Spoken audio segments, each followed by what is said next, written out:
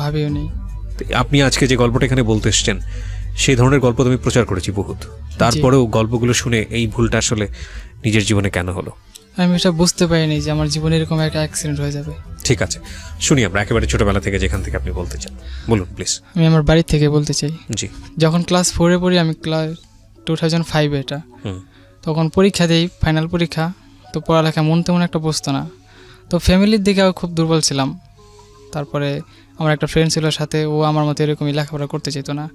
তো আমি তো ঢাকা চিনতাম না তখন কী করলাম, পলায়া ঢাকায় এসে বললাম লঞ্চে আসলাম, সদরঘাট নামলাম, ধোলাই খেলাম। আমার চাচা চাচিরা থাকে, ধোলাই খেলাম চিনি না, এখন যাবো কীভাবে? মানুষ সেদিকে ভাই দোলাই খেল যাবে কীভাবে? তো রাস্তা দেখায়, তো টাকা ছিল না যে যাবো দোলাই খেল। তার আগে আমি একটু পজ দিচ্ছি, আপনার ফ্যামিলি সম্পর্কে একটু আমাকে বলেন, আপনার পরিবার সম্পর্কে। আব্বা আম্মু, আমরা 2 ভাই 1 বোন, আমি বড়, বোন বিয়ে হয়ে গেছে। জি। আর ছোট ভাই। তো বাবা কি করতো? কৃষক ছিল, গ্রামের কৃষক। ক্লাস 4-এ আপনি ধোলাইখালে মানে ঢাকায় আসতে যাচ্ছেন, জি। কারণটা কি? মানে ভালো লাগতো না লেখাপড়া। বাড়ি যেন কোথায় ছিল? শরীয়তপুর থেকে। ঢাকা তো কাছাকাছি। জি। লেখাপড়া ভালো লাগতো না, এই কারণে আপনি ঢাকা চলে আসছেন। জি। তো কি করবেন ঢাকায় এসে? কোনো প্ল্যান ছিল যে ঢাকায় সেটা কাজ করব, এবং যার সাথে এমন একটা মালিকের সাথে যাতে সম্পর্ক হয়, যার সাথে সারা জীবন থাকা যায়, তার দ্বারা তাকে ধরে জীবনে কিছু করব, এরকম একটা চিন্তাধারা ছিল। আচ্ছা, ঠিক আছে, তো বলেন তারপর। তো ধোলাইকাল আসলাম, এখন চাচিগো বাসায় যাব। চাচিগো বাসা আমি চিনি না। তো আমার একটা চাচা আছে, মাইজা কাকা, হ্যার নাম হলো হাসিন মোল্লা। তো হ্যার বাসা আবার দুপখোলার এদিকে। ওই দুপখোলাটুকু আমি চিনি রাস্তাটা। তারপরে সেই রাস্তাতে গেলাম, দুপখোলা তেমন একটা চিনতেছি না, লোকেরা জিজ্ঞাসা করতেছি দুপখোলা মাঠ, সেখানে গেলে আগে চিনতে পারতাম। তো মানুষকে জিজ্ঞাসা করতে করতে আমি সেখানে গেছি। তো আমার চাচির একটা বাড়ি থাকতো, 3 তলা থাকতো, ছাদের উপরে বাসা ছিল, টিনের উপরে চাল ছিল টিনের। তো সেখানে গেলাম, সেখানে আমার 2 চাচা থাকে, মাইজা কাকা আর হাইজা কাকা। তো হাইজা কাকার বউ হ্যাভ একটু মিজাজ বেশি আর কি, পছন্দ করতো না কেউ আসলে। তো আমার মাইজা কাকার ঘরে যা বসলাম, দেখলাম এরা ঘুমায় রয়েছে। তারপর ডাক দেওয়া ঘরে বসলো, নাস্তা খাইতে আসলো, নাস্তা আমি খাই নাই, আয়া পড়ছি। আব্বা খুঁজতেছে, তখন আব্বা ঢাকা থাকতো, এখন বর্তমানে গ্রামে থাকে। ঢাকায় থাকতো দোলাইখাল, সে জানতো না আমি এসে পড়ছি। কিন্তু তারপরে আমার আম্মা আমার চাচিকে ফোন দেওয়া বলছে যে এই ব্যাপার, বিল্লা তো বাড়ি থেকে পলায় গেছে গা, পরীক্ষা দেয়নি, পরীক্ষা টেবিল থেকে গেছে গা। তারপরে আমি ওখানে একটা মসজিদ আছে নারিন্দা, দক্ষিণ মুসলিমদের বড় মসজিদ, ওই গেটের সামনে বসে রয়েছি। কি করবো, অনেক ক্ষুধা লাগছে, কাঁদতেছি ক্ষুধায়। এখন আমি চিনিও না কারো বাসায়। তারপর একটা হোটেলে ভাবতেছি কাজ করব, ছোট একটা হোটেল ছিল। তো তার আমি জিজ্ঞাসা করি, আঙ্কেল কাজে নেবেন আমাকে? পরে কয় তোর বাড়ি কি? আমি কি বাড়ি শরীয়তপুর, না সরি, আমি বললাম আমার বাড়ি স্নানঘাটা, মানে আমার গ্রামের বাড়ি যেটা। আমি জেলা টেলা এসব বুঝতাম না তখন। পরে আচ্ছা কাজ করবি, তুই করতে পারবি, এত ছোট বয়স। এর ভিতরে আমার আব্বাই আমার আয়া পড়ছে। ওই যে হোটেলটা, হোটেলের সাথে একটা গলি আছে, ওই গলি থেকে ম্যাচ থাকে, সেখান থেকে আব্বা বেরিয়েছে। দেখা আমারে, আমি আবার ভয়ে কোনো কথাটা তো বলি নেই। সে বললো তুই এদিকে কে লেগা? তখন আমারে কয়, তখন খুব রাগে বলতেছে তুই এদিকে। তখন আমি বলতেছি আমি বাইরে থেকে আয়া পড়ছি, স্কুলে যাবো না, পরীক্ষাতে আয়া পড়ছি। তো কিছু কয়নি। তো আমার ওই যে ফ্রেন্ডটার আমি নিয়ে আয়া পড়ছি, ওর আব্বা ওরকম খবর পেয়েছে যে ঢাকা। তখন আমার 2 বন্ধু মিলে ঢাকা এসেছিল। জি। ওর বন্ধুর বাপে আবার দেশে আবার আয়া পড়ছে, খবর পায়। ওর বন্ধু আবার বাপে আবার গ্রামেই থাকে, ওদের কেউ নেই ঢাকা। তো আইসা পড়ছে পোলারে খুঁজতে, তার লাগে আমারও বোঝায় না, 100 টাকা দিয়ে পাঠায় দিছে লঞ্চে। আমি আবার আইছি, সে পরীক্ষা তো দিতে পারি নাই। তারপরে আবার পরের বছর পরীক্ষা দিলাম। তো ভাল লাগে না, কারণ মায়ের কি আমার ভাল লাগে না, আমি কাম করুম, নাহলে আমার দেশটা দোকান লেয়া দাও। মায়ের দিত না, এত অল্প বয়সে কী করবি তুই, পড়ালেখা করেই ভালো। তারপরে আমার এক দূর সম্পর্কের ফুফাতো ভাই ছিল, ওর আব্বা মারা গেছে ইদানিং, কখন অসুস্থ ছিল। আর ওর আম্মা ওরে ছোটোবেলায় রেখা চলে গেছে অন্য একজনের কাছে। তো ও আবার ঢাকা ঢোকা চিনতো, সব আমার থেকে ভালো বুঝতো, লেখাপড়া তখন একটুও করেনি। ও আমার বলতেছে তুই ঢাকা যাবি? আমি কই হ ভাই যাবো, দেশে ভাল লাগে না, ঢাকা যারা কামে কমে লাগাই দিছে আমারে। আমি বলতেছি যাবো, তুই নিবি আমারে? হ আমি তোরে নিবো, কিন্তু মামি তোর করতে পারবি না। ওই আমার মারে তোমার মামি ডাকতো, যেহেতু আমার ফুফাতো ভাই। তারপরে কয় ঠিক আছে আমি তোরে জানামো। 2-3 দিন পরে আমি কই কিরে যাবি না? তো কয় হ যামো, ভাড়া ভরা টা জোগাড়লেই।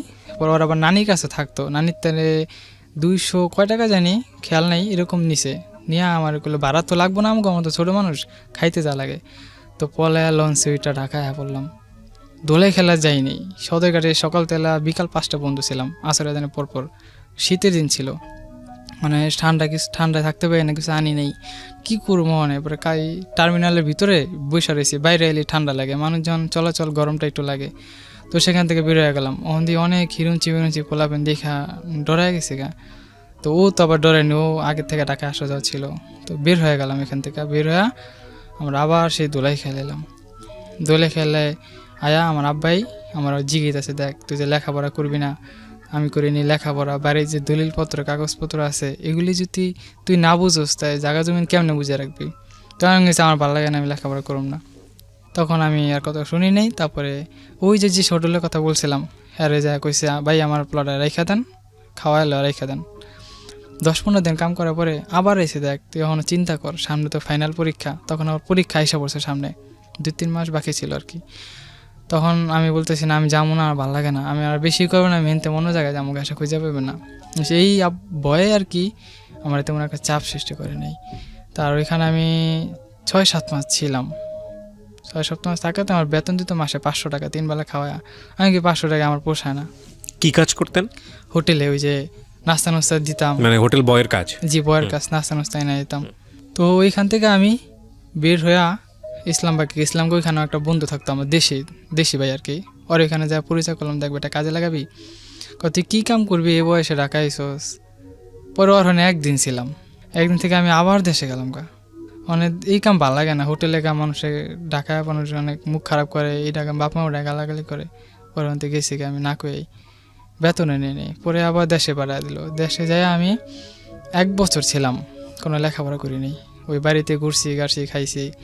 কিন্তু সে আমার বই নেওয়ার কথা, তোমার পোলা যে এমনি রাস্তা দিয়ে ঘুরে ফেলে পোলাবেন লাগে, সেটা দেখো নেশাবানি করবো দেখো। মায়া আবারও কইতো না এগুলো করবো না, আমি কিছু খাই না, কোনো নেশাবানি এখনো করি নেই। পরীক্ষাতে আমি দেই নেই, গেল ঈদ আইসা পড়ছে, আব্বাইও আহে নেই, জিদ করে আমি লেখাপড়া ছেড়ে দিয়েছি দেখা। পরে ঈদের দিনকে সকালে আমার লেগে জুতা আনছে, প্যান্ট আনছে, আমি অনেক খুশি এগুলো পায়া। একটা প্যান্ট কিনা দিয়েছিল, প্যান্টটা একেবারেই কম দামি ছিল, যে বইলে ঘোছায়া যেত গা, একদম খুব নর্মাল প্যান্ট ছিল। আমি বললাম এই প্যান্টটা আমি হিন্দুম না, অন্য প্যান্ট বানাই দিতে হবো। তখন একটা মিথ্যা সান্ত্বনা দিল, আমি বুঝতে পারছি এটা কয় আমি দিতে পরে আবার ভালোটা বানাই দিব না, আপাতত ঈদটা পার করো। আচ্ছা পিনলাম। তখন আমি কই আমি একটা ভালো প্যান্ট চাইলাম, কিনা দিলেন না। এর লেগে আমি ঢাকা থাকতে চাইছিলাম, নিজেরটা নিজে যা লাগে নিজের সব চাহিদা পূরণ করতাম। তারপরে আইলাম ঢাকায়। ঢাকায় এসে আমার এক দূর সম্পর্কের চাস্তো ভাই, ওর নাম হচ্ছে রিপন, আমার আব্বার ফুয়াতো ভাই লাগে ওর বাপে, ওই রিস্তায় আমার আবার চাস্তো ভাই লাগে। ওর এখানে ইসলামবাগ গেলাম। মাশরুমের বোতল আছে না, ছোট কালো বোতল মাশরুমের, ওই বোতলের কারখানা আমার কাজে লাগাইলো 2500 টাকা বেতনে। 2 বেলা খাওয়াইবো, সকালে আলু ভাত ডাল খাওয়াইবো। ওইখানে 1 মাস 10-12 দিন করছিলাম, বেতন দিব এই মুহূর্তেই মালিকের পোলার লাগে আমার লাগে একটু ক্যাচাল হয়েছে, যে মানে একটু ভাব দেখাইতে বেশি, চুল টুল বড় ছিল তো, ওরা আবার দেখা যেত শিল্পী ইমন খানের মতো। আমি বলতাম ভাই আপনার অনেক ভালো লাগে, অনেক সুন্দর চেহারা আপনি, এখন এমন একটা থাপ্পড় দিছে। তখন আমি কাচের বোতল দেওয়ার মাথা হইতে বাইরে মেরে মেয়া পড়ছি। এর ভিতেই আমার আবার শখ ছিল আমি অভিনয় করবো আর কি, খুব শখ ছিল স্কুল থেকে অভিনয় করবো, ডান্স করব। তো আমার আরেকটা ফুয়াতো ভাই আছে, ওর আব্বা আবার মারা গেছে। ওরা আমি জিজ্ঞাসা করতেছি, দেখ আমার অনেক শখ, আমি কি করুম, আমার অভিনয় করতে মন চাইতেছে, আমি কই পাবো এইগুলা। ওর সাথে এই কথা বললা চলে গেছে গা। তো ওই বেতন আনতে যাবো, আমার ভয় লাগে বেতন আনতে যেতে। আমার চাষতে বাড়ি কই, রিপন ভাই আমার বেতনটা কি দিব? তুই মহাজন মহাজন দিতেও পারে। মহাজনের আমি ফোন দিছি, সালাম দিয়ে করলাম ভাই এই ব্যাপার, আমার বেতনটা কি দিবেন, খুব দরকার। কয় তুই তাই 15 তারিখের পরে আয়। ওই বেতনটা আনতে গেলাম, বেতনটা এনে নিয়ে আয়া পড়লাম। তারপরে আমার ওই ফুয়াতো ভাই আছে, ওরে বললাম আমি অভিনয় করুম, কি করে করুম, একটা সাইজ হাইট পাইছি, 1000 টাকা লাগবে ফর্ম ফিল আপ করতে। তো ওরা আমি বলতেছি আমার একটা স্যার আছে, হ্যাঁ তো 1000 টাকা লইয়া তোরে দিতে পারো আমি। তো এই স্যারের কাছে গেলাম, হ্যাঁ একটা মুদির দোকান ছিল, এই মুদির দোকান আমার কাজ দিলে আর বুঝাই বললাম স্যার এই ব্যাপার, ঠিক আছে তোমার আমি 1000 টাকা দেবো। তার আবার একটা মেয়ে আছে কিন্তু ছেলে নেই। আচ্ছা।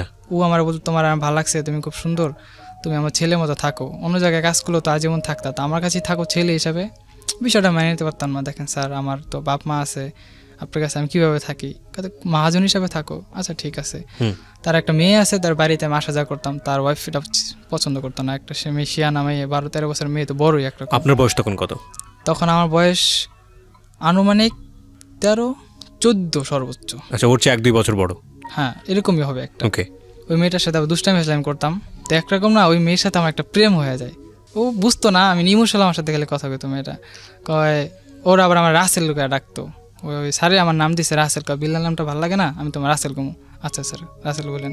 তো বলে রাসেল তোমার আমার অনেক ভালো লাগে। আমি কই দেখো তুমি ছোটো মানুষ, আর তোমার আম্মু যে বেজাত আমার খায়া লেবো, না আমরা জানবো না, তোমার লাগে আমি কথা কমনে। হ্যার বাসায় 2টা ঘর ছিল, একটা ঘর আবার আমাকে দিছিল, সেই ঘরে আমি থাকতাম। ও আবার রাতে এসে আমার সাথে গল্প করতো, কিন্তু ওর আম্মু এটা পছন্দ করতো না, অনেক শাসন পালন করতো, আর আমারও অনেক গালাগালি করতো নোংরা নোংরা বাসায়। তারপরে আমি কী করবো, আমি বলছি স্যার আমি জামুকে এখানে আমি থাকুম না, আমি আমার চাকরিটা না বলে দেন, আমি অন্য জায়গায় চলে যাব। তা কয় অনেক কান্দাকারি করতো, মানে বুঝতে পারলাম না আমি কেন যে এত কাঁদতো, আমি সব কিছুই বুঝতে পারতাম না, অনেক অজরে কাঁদতো। আমি বললাম স্যার আপনি কান্দেন কেন, পুরুষ মানুষে এইভাবে কেন কান্দাকারি করেন? আমি তারে বুঝাইতাম চোখের পানি। আপনার স্যার আপনার জন্য কাঁদতো? জি, আমি তার কাছে চলে যাব দেখে। আচ্ছা। তার কোনো ছেলে সন্তান নেই। ও আচ্ছা আচ্ছা। একটা মেয়ে শুধু, কিন্তু তার ছেলে, তাই একটু বলে নেই এখানে, তার ওয়াইফ ওষুধ খেতে খেতে মানে শুনছি মানুষের মুখে নার জ্বালায় ফেলেছে, সন্তান এতে হবে না। ওই ক্ষেত্রে আমার এটা খুলেই বলছে দেখো লজ্জার কিছু নাই, এই ব্যাপার যার জন্য তোমার আমি ছেলে হিসেবে রাখতে চাই। আমার মাল লাগে, মাল করলাম মা দেখো এই ব্যাপার কয় থাক সমস্যা কি, পড়ালেখা তো করলেই না, চাকরি করে খায় এক জায়গায়। এই বিষয়টা না আমার মায়ে যখন একটু সাপোর্ট দিল, আব্বার লাগে তেমন একটা শেয়ার করতো না, আমার আব্বার লাগে আমার কথা কখনোই বলতো না। তো আর বললাম আচ্ছা ঠিক আছে স্যার আমি যান থাকুম। মানে হ্যাঁ আমাকে তো বিশ্বাস করে না আমি যে থাকুম। পরে হ্যাঁ বাপ মা যে কবরস্থানে মরে গেছে, যেখানে দাপন দিচ্ছে ওইখানে গেছে, কবরের মাটি ছোঁয়ায়, কবরের তুমি মাটি ছোও। আমি স্যার আমার মুখের জবান, আমি বলছি থাকুম কোনো সমস্যা নেই। তো না তুমি আমার কবরের মাটি ছুঁইবা, মাটি ছুঁইলাম। তো আমি বলছি ঠিক আছে যান, জবান দিলাম, কসম খেলাম, কিন্তু আমার একটা শখ আমি অভিনয় করুম। এখনকার ঠিক আছে তোমার আমি অভিনয় দিম, তোর সব চাহিদা আমি পূরণ করুম। তারপরে এর একটা ছাত্র ছিল নাম বাপ্পি সাহেব, নাম ডান্স মাস্টার, অভিনয় করে, এর সাথে আমার একাডেমিতে ভর্তি করাইলো, কোনো টাকা পয়সা লাগে নাই। আর এই থিয়েটার নাম ছিল গ্রামীণ থিয়েটার, আর ডিরেক্টরের নাম ছিল হাসান মহরতি, পুরান ঢাকা লালকুঠি। ওইখানে তার আমার রেসেল নিত, মানে খুব লজ্জা পাইতাম, অনেক মেয়ে না কি হাসাহাসি করে, আমি খুব শরম পাইছি। আমিও গেছিলাম খুব ফিট ফাটায়, অনেক স্মার্ট হয়ে গেছিলাম। তারা নাম দিল প্রিন্স, তোমার নাম প্রিন্স। আমি কি আমার নাম তো রাসেল, না রাসেল নামটা চলবে না, এখানে প্রিন্স নামটা দেবো তোমাকে, তুমি সবার ছোট আছো, তোমাকে সবাই আদর করে এই নামে ডাকবে। আমি জি স্যার। আমি 30 থেকে 35টা মঞ্চে নাটক করছি এবং শাহবাগ পাবলিক লাইব্রেরিতে অনেক শো করছি। তো ওই দিক দিয়ে না আমার খুব ভালো লাগতেছে, আমি অনেকটা আগে বাড়াইতেছি। তো ওইখানে আমার একটা ডিরেক্টর এসে বলে তোমার নাম কি প্রিন্স? তো একটা অনুষ্ঠানে আমি নাচছিলাম, সেটা দেখে সে আমাকে পছন্দ করছে। আচ্ছা তোমার ফোন নাম্বারটা দিয়ে দাও। দিল কয় টিভি নাটকে কাজ করবো? আমি কই স্যার আমি যদি চান্স পাই অবশ্যই করবো, অনেক স্বপ্ন আছে টিভি নাটকে আমি আসবো। উনি আমার নাম্বার নিল, 3 মাস 4 মাস পরে ফোন দিছে, তখন আমি অসুস্থ, জ্বর অনেক। বললাম স্যার আমি অসুস্থ, তো এখন আমি কোনো থেকে আসতে পারবো না। তোমার সাথে কথা বলে জি স্যার বলেন। তুমি আগামীকালকে সকালে আমার সাথে শুধু একটু দেখা করো, কথা বলে আমি তোমার সাথে চলে যাব। তাহলে স্যার আমার বাসায় আসতে হবে। তো আমার বাসায় ছিল নারিন্দা দক্ষিণ বসন্তী। তো সেখানে সে আসলো মোটরসাইকেল দিয়ে, আসার পরে তার একটা কার্ড দিয়ে দিছে আমারে। সেই কার্ডটায় বললো যে তুমি যখন সুস্থ হবা, টোটালি ফ্রি হবা, যখন আবার থিয়েটারে যোগদান করবা তখন তুমি আমার সাথে যোগাযোগ করবা। তার সাথে আমি যোগাযোগ করি নেই। একের পর এক আমার অফার আসতেছে, বিভিন্ন জায়গায় বিক্রমপুরে যাচ্ছি, তারপরে মানে বিভিন্ন জায়গা থেকে আমার ফোন আসতো। তখন আমি বলতেছি না আমি এখন করতেছি না, আমি আর পড়ালেখা করতেছি। তখন আমি উন্মুক্ত বিশ্ববিদ্যালয়ে ভর্তি হয়ে গেছি। এই লাইনে ঢোকার পরে দেখতেছি এখানে লেখাপড়া ছাড়া কোনো দাম নেই। ওই স্যারেরে তখন আপনি থেকে তুমিতে চলে গেলাম, মানে আমিও একরকম হয়ে গেলাম তার সাথে। ঠিক আছে থাকি, সমস্যা কি। তখন আমি বলতাম আমার না অনেক শখ, ওই যে ঢাকা শহরে বাত্তি বুত্তি বিয়ে শাদী হয়, এরকম আমার বিয়েতে বাত্তি জ্বলবো, অনুষ্ঠানে হইব, ডিজে হইব, আমি এগুলো অনেক ইচ্ছা আমার। তুমি আশাটি পূরণ করবা। ফোনে ফোনে কথা বলতাম, মাধবী আমি তোমার সাথে কিন্তু ফোনে কথা বলবো, বাট ঘুরতে যাওয়া, ভালোবাসা, আবেগ, ইমোশনাল এসব কিছুই কিন্তু আমি পারবো না করতে। কারণ আমার জীবনে অনেক বড় প্ল্যান আছে, আমি অনেক বড় হব, অনেক নায়ক, আমার অনেক ইচ্ছা, আমি ফিল্ম স্টারে ছবি করব, অনেক স্বপ্ন ছিল। তো আমার বলতেছে ঠিক আছে সমস্যা নেই, আমার ফ্রেন্ড হিসেবে কথা বলবো। বলতে বলতে বলতে উপরটা আমি কিরকম জানি একটু দোয়ানো হয়ে গেলাম, কারণ ওর সাথে কথা না বললে আমার ভালো লাগে না। মাধবীর সঙ্গে? জি মাধবী, কারণ ভালো লাগে না, আমি কি করুম। এটা আবার স্যার কিন্তু জানতো না এসব। তো একদিনকে হঠাৎ করে ও আমারে মানে পানি ছিটা মারে, ওই যে রিহার্সেলের পরে যে বিরতি দেয় 5 মিনিট, এসে করে পানি ছিটা মারে। এটা স্যার দেখা ভালো, পানি ছিটা দিল গা, মানে ও আমার অ্যালার্ট করলো এখন রিহার্সেলটা আমার শুরু হবে। মিথ্যা কথা বলে এড়াই দিছি। তখন থেকে সে আমার ডাউট করতে লাগলো ওই মেয়েটার সাথে। আপনার স্যার? জি স্যার ডাউট করতে লাগলো, ওই মেয়েটার ফলো রাখলো। যখন রিহার্সেল শেষ হয়, আমরা যখন যার যার ঠিকানা চলে যাই, ও ওরা আমি শিখিয়ে দিয়েছি এখন আমার থেকে কথাটা কম বলবেন, ইশারা দিয়া শুধু বাই বাই টাটা টাটা বলতো। এটা স্যার দেখছে, কই তোমার হাত দেখাইলো কে? স্যার আমি কেমন রকম এটা আমি জানি। পরে আমার সাথে সে অনেক বিহেভ করে, অনেক রাগারাগি করে, এই লেগে তোরে আমি এত কিছু করছি, তোরে এত দূর আগে আনছি, এত টাকা পয়সা খরচ করি, মেয়েগো পালায় বলে তোর আমি জীবন আমার লক্ষ্য মধ্যে নিতে পারব না, অনেক কথাবার্তা শুনাইলো। তারপরে এই করে করে না, আর তার বউ একদিনকে হঠাৎ করে আমার ডাকাইছে, আমি মনে হয় ভয়ে যাচ্ছি না নাকি কি কোনো কিছু না ফ্ল্যাশ হয়ে গেল না কিছু কইলো। আমি বসে গেলাম, চাচি সালাম দিলাম, আসসালামু আলাইকুম, ভালো আছেন? কয় তোর সাথে কথাটা কি ছিল আমার? চাচি আমি তো কথা দিছি চলে যাব কিন্তু পারতেছি না, এখন আমি কি করুম? হ্যাঁ আমার এই ব্যাপারে এই কসম দিছি, আমি কয়ে দিছি। এখন এগুলো আবার স্যারের পাশে আবার একটা জানালা ছিল, স্যারে আবার এগুলো কেমন জানি শুনছে। আমার বলে না হাজা করে কহ তুই আমার বউরে কি করছিস, মানে মন মনে মারে কি করছিস? আমি কিচ্ছু না, আমি সবই শুনছি রাসেল। আমিও না আর ভয়ে কয়ে যেতাম সব এই ব্যাপার কি করবো আমি। এই কথা হইল না, হ্যাঁ আরেকটু মানে কেমন জানি একটু মানে টেনশন ফিল করতেছে, চোখ মুখ লাল হয়ে আবার কাঁদতেছে। আমার স্যার আমার ভালো লাগে না, দেখ নিজে এমনিতে এত টেনশনে আছে, আমার কি লেগে এত ব্ল্যাকমেল করতেছেন আপনি? আমি সামথিং রং, আমার কাছে কেন জানি মনে হচ্ছে যে মানে একটা মানুষকে আপনার বাড়িতে গিয়েছিল উনি? জি না, আমার বাড়িতে কখনোই যায় নাই। অদ্ভুত, মানে কেন করবে আপনাকে? মানে আমি স্যার ওনার যদি আলাদা কোনো ইন্টেনশন না থাকে, আপনার প্রতি যদি কোনো ইন্টারেস্ট না থাকে, অবশ্যই কিছু মানুষ থাকতে পারে হয়তো বা এরকম, আমি জানি না। আমি বলতে খুব আজগুবি মনে হচ্ছে বিষয়টা। হ্যাঁ এই যে আজগুবি না বলতেছি, এই জিনিসটা না আমিও কখনো বুঝতাম না। আমি বলতে দিত সে কোনো তো এমন পর্যন্ত হয়ে গেছে যে সে তার বাড়ির অর্ধেক জায়গা জমি আমার নামে লেখা দিয়ে দেবো, এটাও কিন্তু কমপ্লিট হয়ে গেছে। চেয়ারম্যানের কাগজপত্র দেওয়া হয়ে গেছে, আমার জন্মদিন ছবি, আমার বাড়ির ঠিকানা সব দেওয়া হয়ে গেছে। আমি যদি মইরাও যাই, আমি দিস ইজ কোয়াইট অ্যাবসার্ড লাগছে আমার কাছে। কেন করবে? আপনার কাছে কখনো সন্দেহ হতো না? প্রশ্ন করতাম তার আমি, স্যার কি লাগে আপনি এগুলো দেন, আপনি মরে গেলে তেমন চলে যেতে হইব। যখন আমি মরে যাবো হাসপাতালে বেডিং এ থাকুম, অন্তত আমার ছেলে এসে আমার পাশে থেকে এক গ্লাস একটু পানি তো খাওয়াবি আমারে, আর কিছু চাই না। ভাই সে মরে যায়। কি কোনো ছেলে ছিল যে ছেলেটা মারা গিয়েছিল? না না, তার কোনো ছেলে ছিল না। পৃথিবীতে সব ইকুয়েশন লজিক দিয়ে হয় না আর কি। যাই হোক, হ্যাঁ বলেন। তারপরে আর একটা ভাবি আছে, তার বড় ভাই নাম বাবলু, তার বড় ভাইয়ের বউ হইলে মাউরা, পাকিস্তানি মেয়ে আর কি, প্রেম করে বিয়ে করা। তার এখানে আমি গেলাম, মোস্তফা ভাই এটা কে? আমার ছেলে। কার বাসায়? ওই যে তার বড় ভাই বাবলু, যার ভাবি পাকিস্তানি। ওনার সঙ্গে পরিচয় কিভাবে আপনার? পাকিস্তানি, স্যারের ভাবি ছিল। স্যারের ভাবি, বড় ভাইয়ের বউ পাকিস্তানি, পাশের বাসায় ভাড়া থাকতো।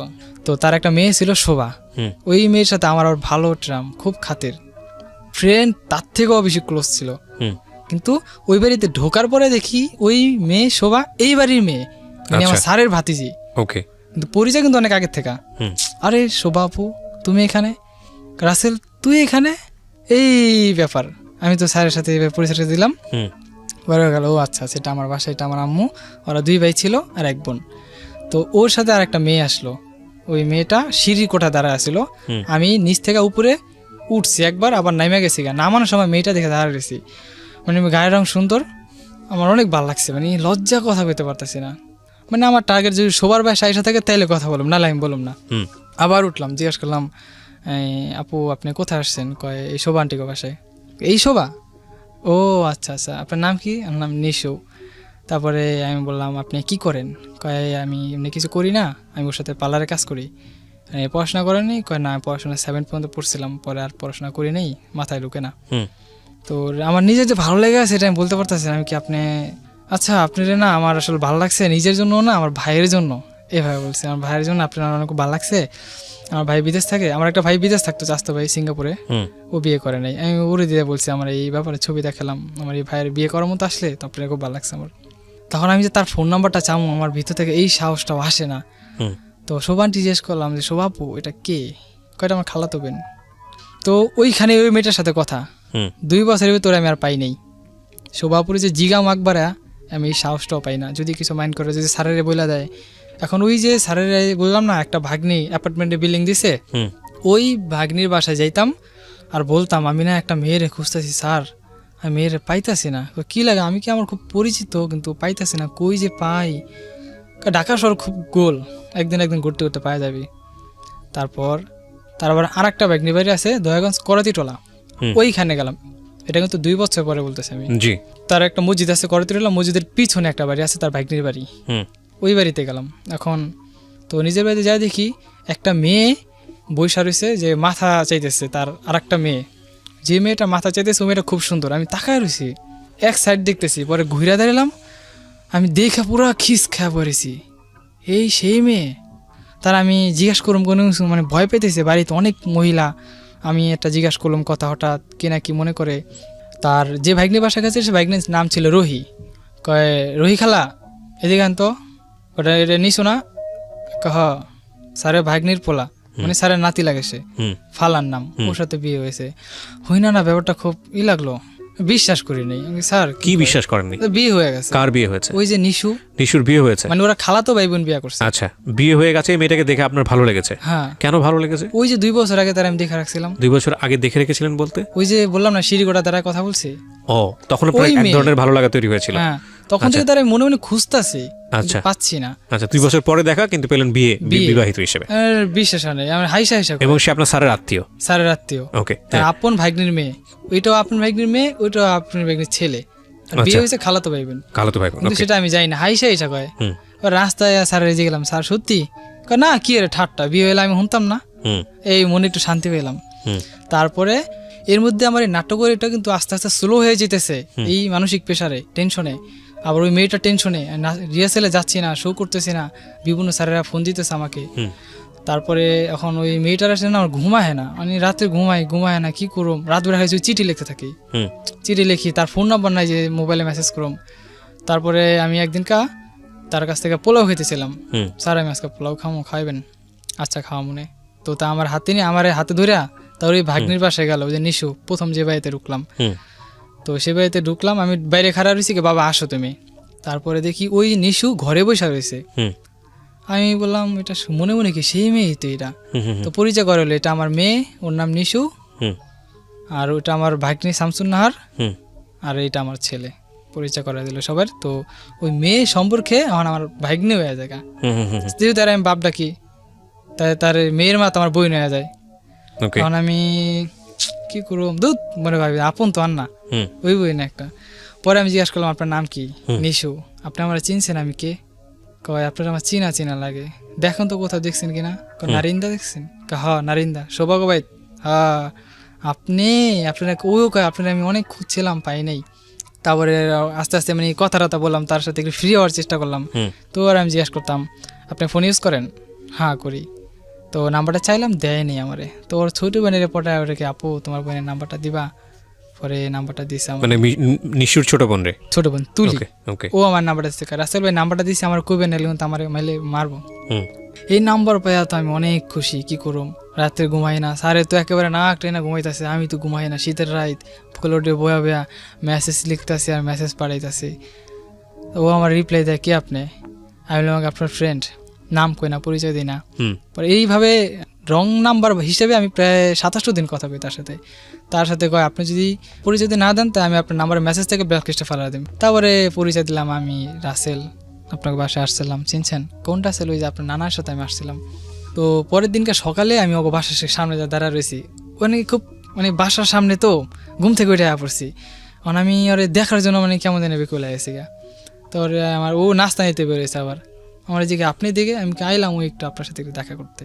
তো রাস্তা দিয়ে 2টা কথা গেলাম, নাস্তা খাইছেন? না খাইনি। ওর তো দেখতে আসে নাস্তা নিতে এসে, পরে নাস্তা না চলে গেল। ফোনে কথাটা বললাম, ও বলে দেখেন আপনি কেন কথা বলতেছেন, কেন ফোন দিতেছেন, আমি কিছু বুঝতেছি না, আমার মায়ের জানতে পারলে সমস্যা হবো। আমি কই আপনি বুঝেন না, আপনার আমার খুব ভালো লাগছে, আপনার আমি ভালোবাসি। কয় 1 সপ্তাহে না, ও কয় 3 দিনে প্রেম হয় না। আমি 3 দিন করতে আপনার লাগে প্রায় 10-15 দিন যাবত আমি কথা বলতেছি। কয় ঠিক আছে, এরকম সবাই কয়, কয়া সরল সোজা মায়া করে ডজ দেওয়া জায়গা। আমি কি না, আমি যাবো না, আপনি দেখেন আমার সাথে কথা বলেন, যদি ভালো লাগে সম্পর্ক করেন, না হলে ব্রেকআপ করে দিন। ও আমারে বলতো আপনি আমাকে বিয়ে করতে চান? আমি কই বিয়ে সেসব পরে। চেনে তখন আপনাকে? হ্যাঁ, তোমার পরিচয় হয়ে গেছে, পরিচয় হয়ে গেছে, টোটাল পরিচয় হয়ে গেছে, আমি কে কি আমার পরিচয় বাড়িঘর সবই জেনে গেছে। তখন ওরে আমি বলি তোমাকে আমি বিয়ে করব, তোমার আম্মু দিবে আমাকে? কয় সেটা আমি জানি না, আমার আম্মুর তো ম্যানেজ করে নিতে পারেন, আমি রাজি। এই কথা বলার পরে না আমি আরো খুশি। পরের দিনকে দুপুরবেলা আমি আবার দেখতাম ওর মা কোন টাইমে বাড়িতে থাকে না, ওরা আবার আবার মৃত, ওর আব্বু মারা গেছে, ওরা ছোট রেখেই। এই ঘটনাতে বলতাম দেখেন আপনার আমার ভালো লাগে, আপনার সত্যি ভালো লাগে, আমি আপনার সাথে রিলেশন করতে চাই। তখনও আমার বলে আমার কিন্তু বিয়ে হয়ে গেছে। আমি ধর কি করেন আপনার বিয়ে হয়েছে? বিয়ে হলে আপনার নাকেরটা কো, হাতের চুরি কো, আমি সব খুইলা ফেলেছি। আমার খুব খারাপ লাগলো এটা, আপনার বিয়ে হয়ে গেছে? হ্যাঁ আমার বিয়ে হয়ে গেছে। কয় না সত্যি, আপনার কাছে এখন আমি লুকায় রাখুন, পরে আপনি জানতে পারবেন বিষয়টা কেমন হবে, তখন আপনার চোখে আমি ছোট হয়ে যাই, বরং আপনার কাছে আমার সে দামটা থাকবো না। ও বলো ওর মারও একটা বিয়ে হয়েছে, সেটাও মানে সব সত্য কথা আমার বলে দেয়। আমার মারও একটা, আমার আব্বা মারা যাওয়া নেই, আমার মায়ের খুব করুণ অবস্থা পড়ে যাওয়া নেই, আর আম্মা একটা বিয়ে হয়েছে। তখন আমারও এরকম বিয়ে হয়েছে, আমার খালতো পেরে পটা বিয়ে দিয়েছে আমার কাছে। ওই ছেলের সাথে সম্পর্ক ছিল, ঘর সংসার ছিল মাত্র 15 দিন, শুনছি। 15 দিন ছিল, মানে ওরা একসাথে থাকা থেকে হয় নাই। আমি কি আপনি ডিভোর্স দিচ্ছেন? কোনটা দিয়ে নেই, আজকে কালকার মধ্যে হয়ে যাবে এটা, আপনার বিয়ে হয়ে গেছে, এত সুন্দর একটা মেয়ে, তা ডিভোর্স দেবেন কেন? কথা নিতে চাইতেছি, দিয়ে দেবো, ওর সাথে আমি সম্পর্ক করবো না, আমার ভালো লাগে না, ও অনেক কষ্ট দিচ্ছে আমারে, আপন খালাতো বোন আপনার বিয়ে করছে, আপনার অত্যাচার করছে, আর মানে কি? আমি জানি না, আমার অনেক কষ্ট দিচ্ছে, অনেক অত্যাচার করছে, বিস্তারিত খুইলা বলেন। আমি ঠিক আছে যান, যা হয়েছে হয়েছে, আপনার আমার ভালো লাগছে, আপনার আমি বিয়ে করুন, আপনি রাজি? আপনার ফ্যামিলি আমার ফ্যামিলিটা আমি দেখবো, আপনি রাজি কিনা? ওটা আমার স্যারের কথা বললো, স্যারে দুধ, আপনি আমার কাছে বিয়ে পাবেন না স্যারের কাছে বিয়ে পাবেন, এই গেল হাসাহাসি করে ওই জিনিসটা ওইখানে শেষ করে দিলাম। আর বিয়ে নিয়ে আর কোনো কথা টথা বলিনি আমি। তো ওইভাবে ফোনে কথা বলতে বলতে না, ওর মা একদিনকে হঠাৎ করে দেখা বলেছে আমি ঘরে খালি ঘরে ওর সাথে কথা বলতেছি, কয় তুমি? আমি কই জি আন্টি, সালাম দিলাম। ও মা আইসে, তার 5-7 মিনিট পর আমি কান্টি চলে যাই, কয় আবার আইসো। পরে ওর মায় ওরে কি না কি কইছে, এটা পরে আমার ফোন দিছে, পরে এই ব্যাপার আমার মা জিগায়, তুই বুঝোস না কি লেগা ওই ঘরে আহে? ওকে আমি তো বুঝি, তোমার লাগে প্রেম করতে চাই। তো ওর মায়ের কয় না, আমি প্রেম করি না, এমনি ছেলেটা কথাবার্তা কয়, কিন্তু প্রেম করতে চায় মানে আপনার সম্পর্কে। জি, ওকে। এখন কি ওই আবার ওর মায়ের কথাছে, মা তুমি কি ওর লাগে আমি প্রেম করুম? এইভাবে ওর মায়ের ধামাচাপা দিয়ে দিল, যাতে ওর মায়ের বুঝতে না পারে সম্পর্কটা হয়ে গেছে। পরে একদিন ওর আমি কই চল আমরা ঘুরতে যাই, ওই নানারে সারে, আমার স্যার ওই মেয়ের কিন্তু নানা লাগে, আবার যেহেতু ভাগ্নির মেয়ে নানা, এই আবার আমার বাপ। আমি কি স্যার ওর সাথে না আমার বিয়ে দেবেন? কয় তোর ভালো লাগে? আমি কইছি স্যার আমার ভালো লাগে রে, আমি ওর বিয়ে করতে চাই, আর আমার অনেক কাজ পছন্দ হয়েছে। পরে ওর ব্যাপারে কিছু জানছো? আমি কি স্যার আমি অনেক কিছু জানছি, কিন্তু আমার ভালো লেগে আছে, কি করুম, সবই মাইনা নিছি। ঠিক আছে আমি আমার ভাগ্নির লাগে কথা কমো, এই কিনে 3-4 দিন সময় পার করে দিলাম। স্যার কইছেন আপনি ওরে? কয় না আমি কই নাই, কমু। পরে একদিন ওইখানে একটা ক্লাব আছে, ক্লাবের পিছনে বইসা আমার ব্যাপারে বিস্তারিত আলাপ কইলো। তার ভাগ্নি জানে, কয় মামু আমি তো জানি আপনি কি কইবেন, একই আবার আইসা দিচ্ছে, কয় বুঝতে পারছো তাইলে? তারপর বিস্তারিত খুইলা গেল। কয় ঠিক আছে। তখন আমি একটা চাকরি করি 4,000 টাকা বেতনে, সদরঘাট গ্রেট ওয়াল মার্কেটে। ওকে। ওখানে কয় ও 4,000 টাকা বেতনে চাকরি করে, আমার মেয়ে বিয়ে করে কি করব, ঢাকায় আমি কিরকম খরচ জানেনি তো। বুঝলাম সেটা ডাইল ভাত খাওয়া, আমি বাড়ি থেকে লাস্ট 20,000 টাকা না দিয়েছিলাম। ওই 20,000 টাকা আমি চাইছি, স্যার আমার টাকাটা দিয়ে দেন, বাড়ি থেকে মাই চাইতেছে। ঠিক আছে তোর আমি 15 তারিখে 10,000 টাকা দেবো, আর 10,000 তুই তো নিয়ে ভাঙ্গি খেয়াল আইসস। আচ্ছা ঠিক আছে, সেই 10,000 দিব। আর আমি বলছি দেখো চল আমরা ভাইগা জায়গা, তুমি যদি পারো কিছু নিও, না পারলে নাই, কিন্তু তুমি শুধু পড়ার জন্য 1-2 পিস 3 পিস নিয়ে নিও। কই যাবা? আমার খালাতো বোন আছে, ও দিনাজপুরে থাকে, আমার আপন খালাতো বোন, তার সাথে যোগাযোগ করে চলে যাব। সেখানে যা কদিন থেকে একটা ওইখানে যা বিয়ে করে একটা কাজের একটা কর্ম তৈরি করে তারপর আমরা ঢাকায় আসুম। সে এক পর্যায়ে রাজি হয় না, না আমি যাবো না, আমি যাইতে পারবো না, আমার মায়ের থুয়ে, আমার মায় আমার অনেক ভালোবাসে, আমার মায় অনেক কষ্ট পাইবো, তাই এখন কি করবা, তাই আমাকে বাদ দিয়ে দাও। কোনা আমি আপনারও ছাড়তে পারবো না, নিশু বলে। তো আমার বুঝেলো, দেখেন ধৈর্য ধরেন, দেখে কি হয়। আমি আবার মাথাটা নিটোল করে ভাবলাম, দেখি কোন কৃপানি কমিন যায়। তারপরে তার বাসায় টোটালি আবার আসা যাওয়া শুরু হয়ে গেল। তার মা হঠাৎ করে কিভাবে জানি ঠান্ডা হয়ে গেল। পরে শুনছি যে আমার স্যারে তারে বুঝায় বাজায় রাজি করেছে যে আমার সাথে বিয়ে দেবো ফাইনাল। তখন তার ডিভোর্সটা, তারপরে আমার স্যারে তার ওই ভাগ্নির বাসায় গেছিল, যেই ছেলের সাথে ওর বিয়ে হয়েছিল, যেখানে গেছিল এখান থেকে শোনাশুনি হইতেছে, যদি কোনো রকম শুনি তাহলে ওখানে আমি একটা মামলা দিয়ে দেবো। এটা আবার আমার স্যারে বাপ হ্যাঁ আবার হ্যাঁ ভাগ্নিরে কইছে, নিশুর আম্মারে, কয় মামা আপনি ভাইবেন না আমি এত কাঁচা কাম করুম, আমি করলে পাকাই করুম। এমন পর্যায়ে এরপর আগে এক জায়গায় ভাড়া ছিলাম, ভাড়াটা ছাইরা ওগো বাড়ির পাশে আয় পড়লাম ভাড়া। তখন ওর মায় আমার সাথে আর আমার স্যারের সম্পর্কের ভিতরে এমন একটা ফাটল ধরাই দিল, মানে তারও আমি দেখতে পাই না, সেও আমার দেখতে পারে না। তারা আমি একরকম গালাগালি বন্ধ করছি, হাত দিয়ে ধাক্কা পর্যন্ত দিছি, এই নিশুরে গালাগালি করতে দেখা। আমি ওরে কইতাম তুমি মারে গালেও কে লেগা, আমি ওরে বিয়ে করব, তুমি ঠেকা রাখতে পারবা, আমি ওরে বিয়ে করব, আমি তোমার লাগে কথা কো না, তুমি তোমার মতো যাও গা। তো হ্যাঁ আবার আর এক বাইক নিয়ে ফোন দিচ্ছে, দেখ এই ব্যাপার, তুই আরে খাওয়াস লস পিন্দোস, তোরে ধাক্কা দিল কি মনে করা, তা বাদ দেওয়া দে, ছাড়ে রেখে দেওয়া দে। পরে হ্যাঁ কিছু কয়নি, হ্যাঁ ফোন কাইটা নিজে নেমে গেছে, আমি ঘরে ব্যাগেট লাগা চুপ পেয়ে কাটতেছি, কি করুম। আমার তো আর কোনো কিছু সহ্য হইতেছে না, মনের ভিতরে অনেক অস্থিরতা উঠে আছে গা, জিনিসটা এত কিছু হয়ে গেল গা। তারপরে ওর লাগে যোগাযোগ করতে পারতেছি না, আমার ফোনটা নিয়ে ভেঙে লাইছে ছাড়ে নিয়ে, যোগাযোগ করতে পারছি না, তো ফোনই নেই, এখন আমি কি করুম। পরে এই স্যারের যখন আর বাসায় গেল একদিন আর মাইয়ারে দেখতে গেছে, অনেক দিন ধরে বাড়িতে যায় না, তো এর ভিতরেই আমি ওর বাড়ি কেটে যা খাড়াই রয়েছি, নিশুকে বাড়ি কেটে যা খাড়াইছি, নিশুরে দেখিনি পাই, মাঝে মাঝে ও ছাদে আয়, ওই অপেক্ষা আছে দেখিনি, আয় পরে দেখছে আমারে, পরে আমি আমার তো ফোন নাই, কিভাবে তোমার সাথে আমি যোগাযোগ করবো পারতেছি না, মানে কান্দে কান্দে করতেছি, রাস্তার হইতে মানুষ আমার দিকে তাকায় রয়েছে, আমি কান্দাছি ওর দিকে তাকায়। পরে আমার আরেকজন ছেলে ডাক দেখা, এই তুমি কান্দো কে, আমি কি এমনি। তারপর ওই অগো বাসায় গেলাম, মানে ওর সাথে মানে আমারে ওরা একটা শর্ত দিল, আমার মেয়ে আমি তোর কাছে বিয়া দেবো, আর মায় কয় ওই আমার মামুর পাশ ছাড়তে হইব, এই চাপটা আমার দিছে, মানে নিশুর মা বলতেছে এটা? নিশুর মা বলতেছে। ওকে। আমার মাথায় কঠিন একটা বাড়ি বললাম, কি আল্লাহ কি কয় এটা, মানে আমি এটা মাইনে নিতে পারতেছি না, আমি তা করে বলতেও পারতেছি না যে আমি এই জবানে এই কমিটমেন্টে তার সাথে আমি জড়িত আছি। তখন আমি দেখেন এর সাথে আমি কঠিন জবান দিছি, আমি কিভাবে আল্লাহ এত একটা বেমানি করি, আল্লাহ নারাজ হয়ে যাবো। কয় তোর আল্লাহ যদি নারাজ হয়ে যায় তো বুঝ যখন জবান দাস নাই যে এরকম সম্পর্ক ছিল যেমন থাকবো কিনা। তখন আমার মনে ভিতরে ডাক দেয় নাই যে স্যারের বউ এই নিশুর মায়ের দিয়ে এই চাপটা দেওয়া হইতেছে আমার। আচ্ছা আচ্ছা, ওকে। তখন স্যারের বলি, দেখেন অনেক কিছু হয়ে গেছে, মান সম্মান অনেক কিছু নষ্ট হয়েছে, আমি আর চাই না মান সম্মান হারাইতে, আপনি চলে যান।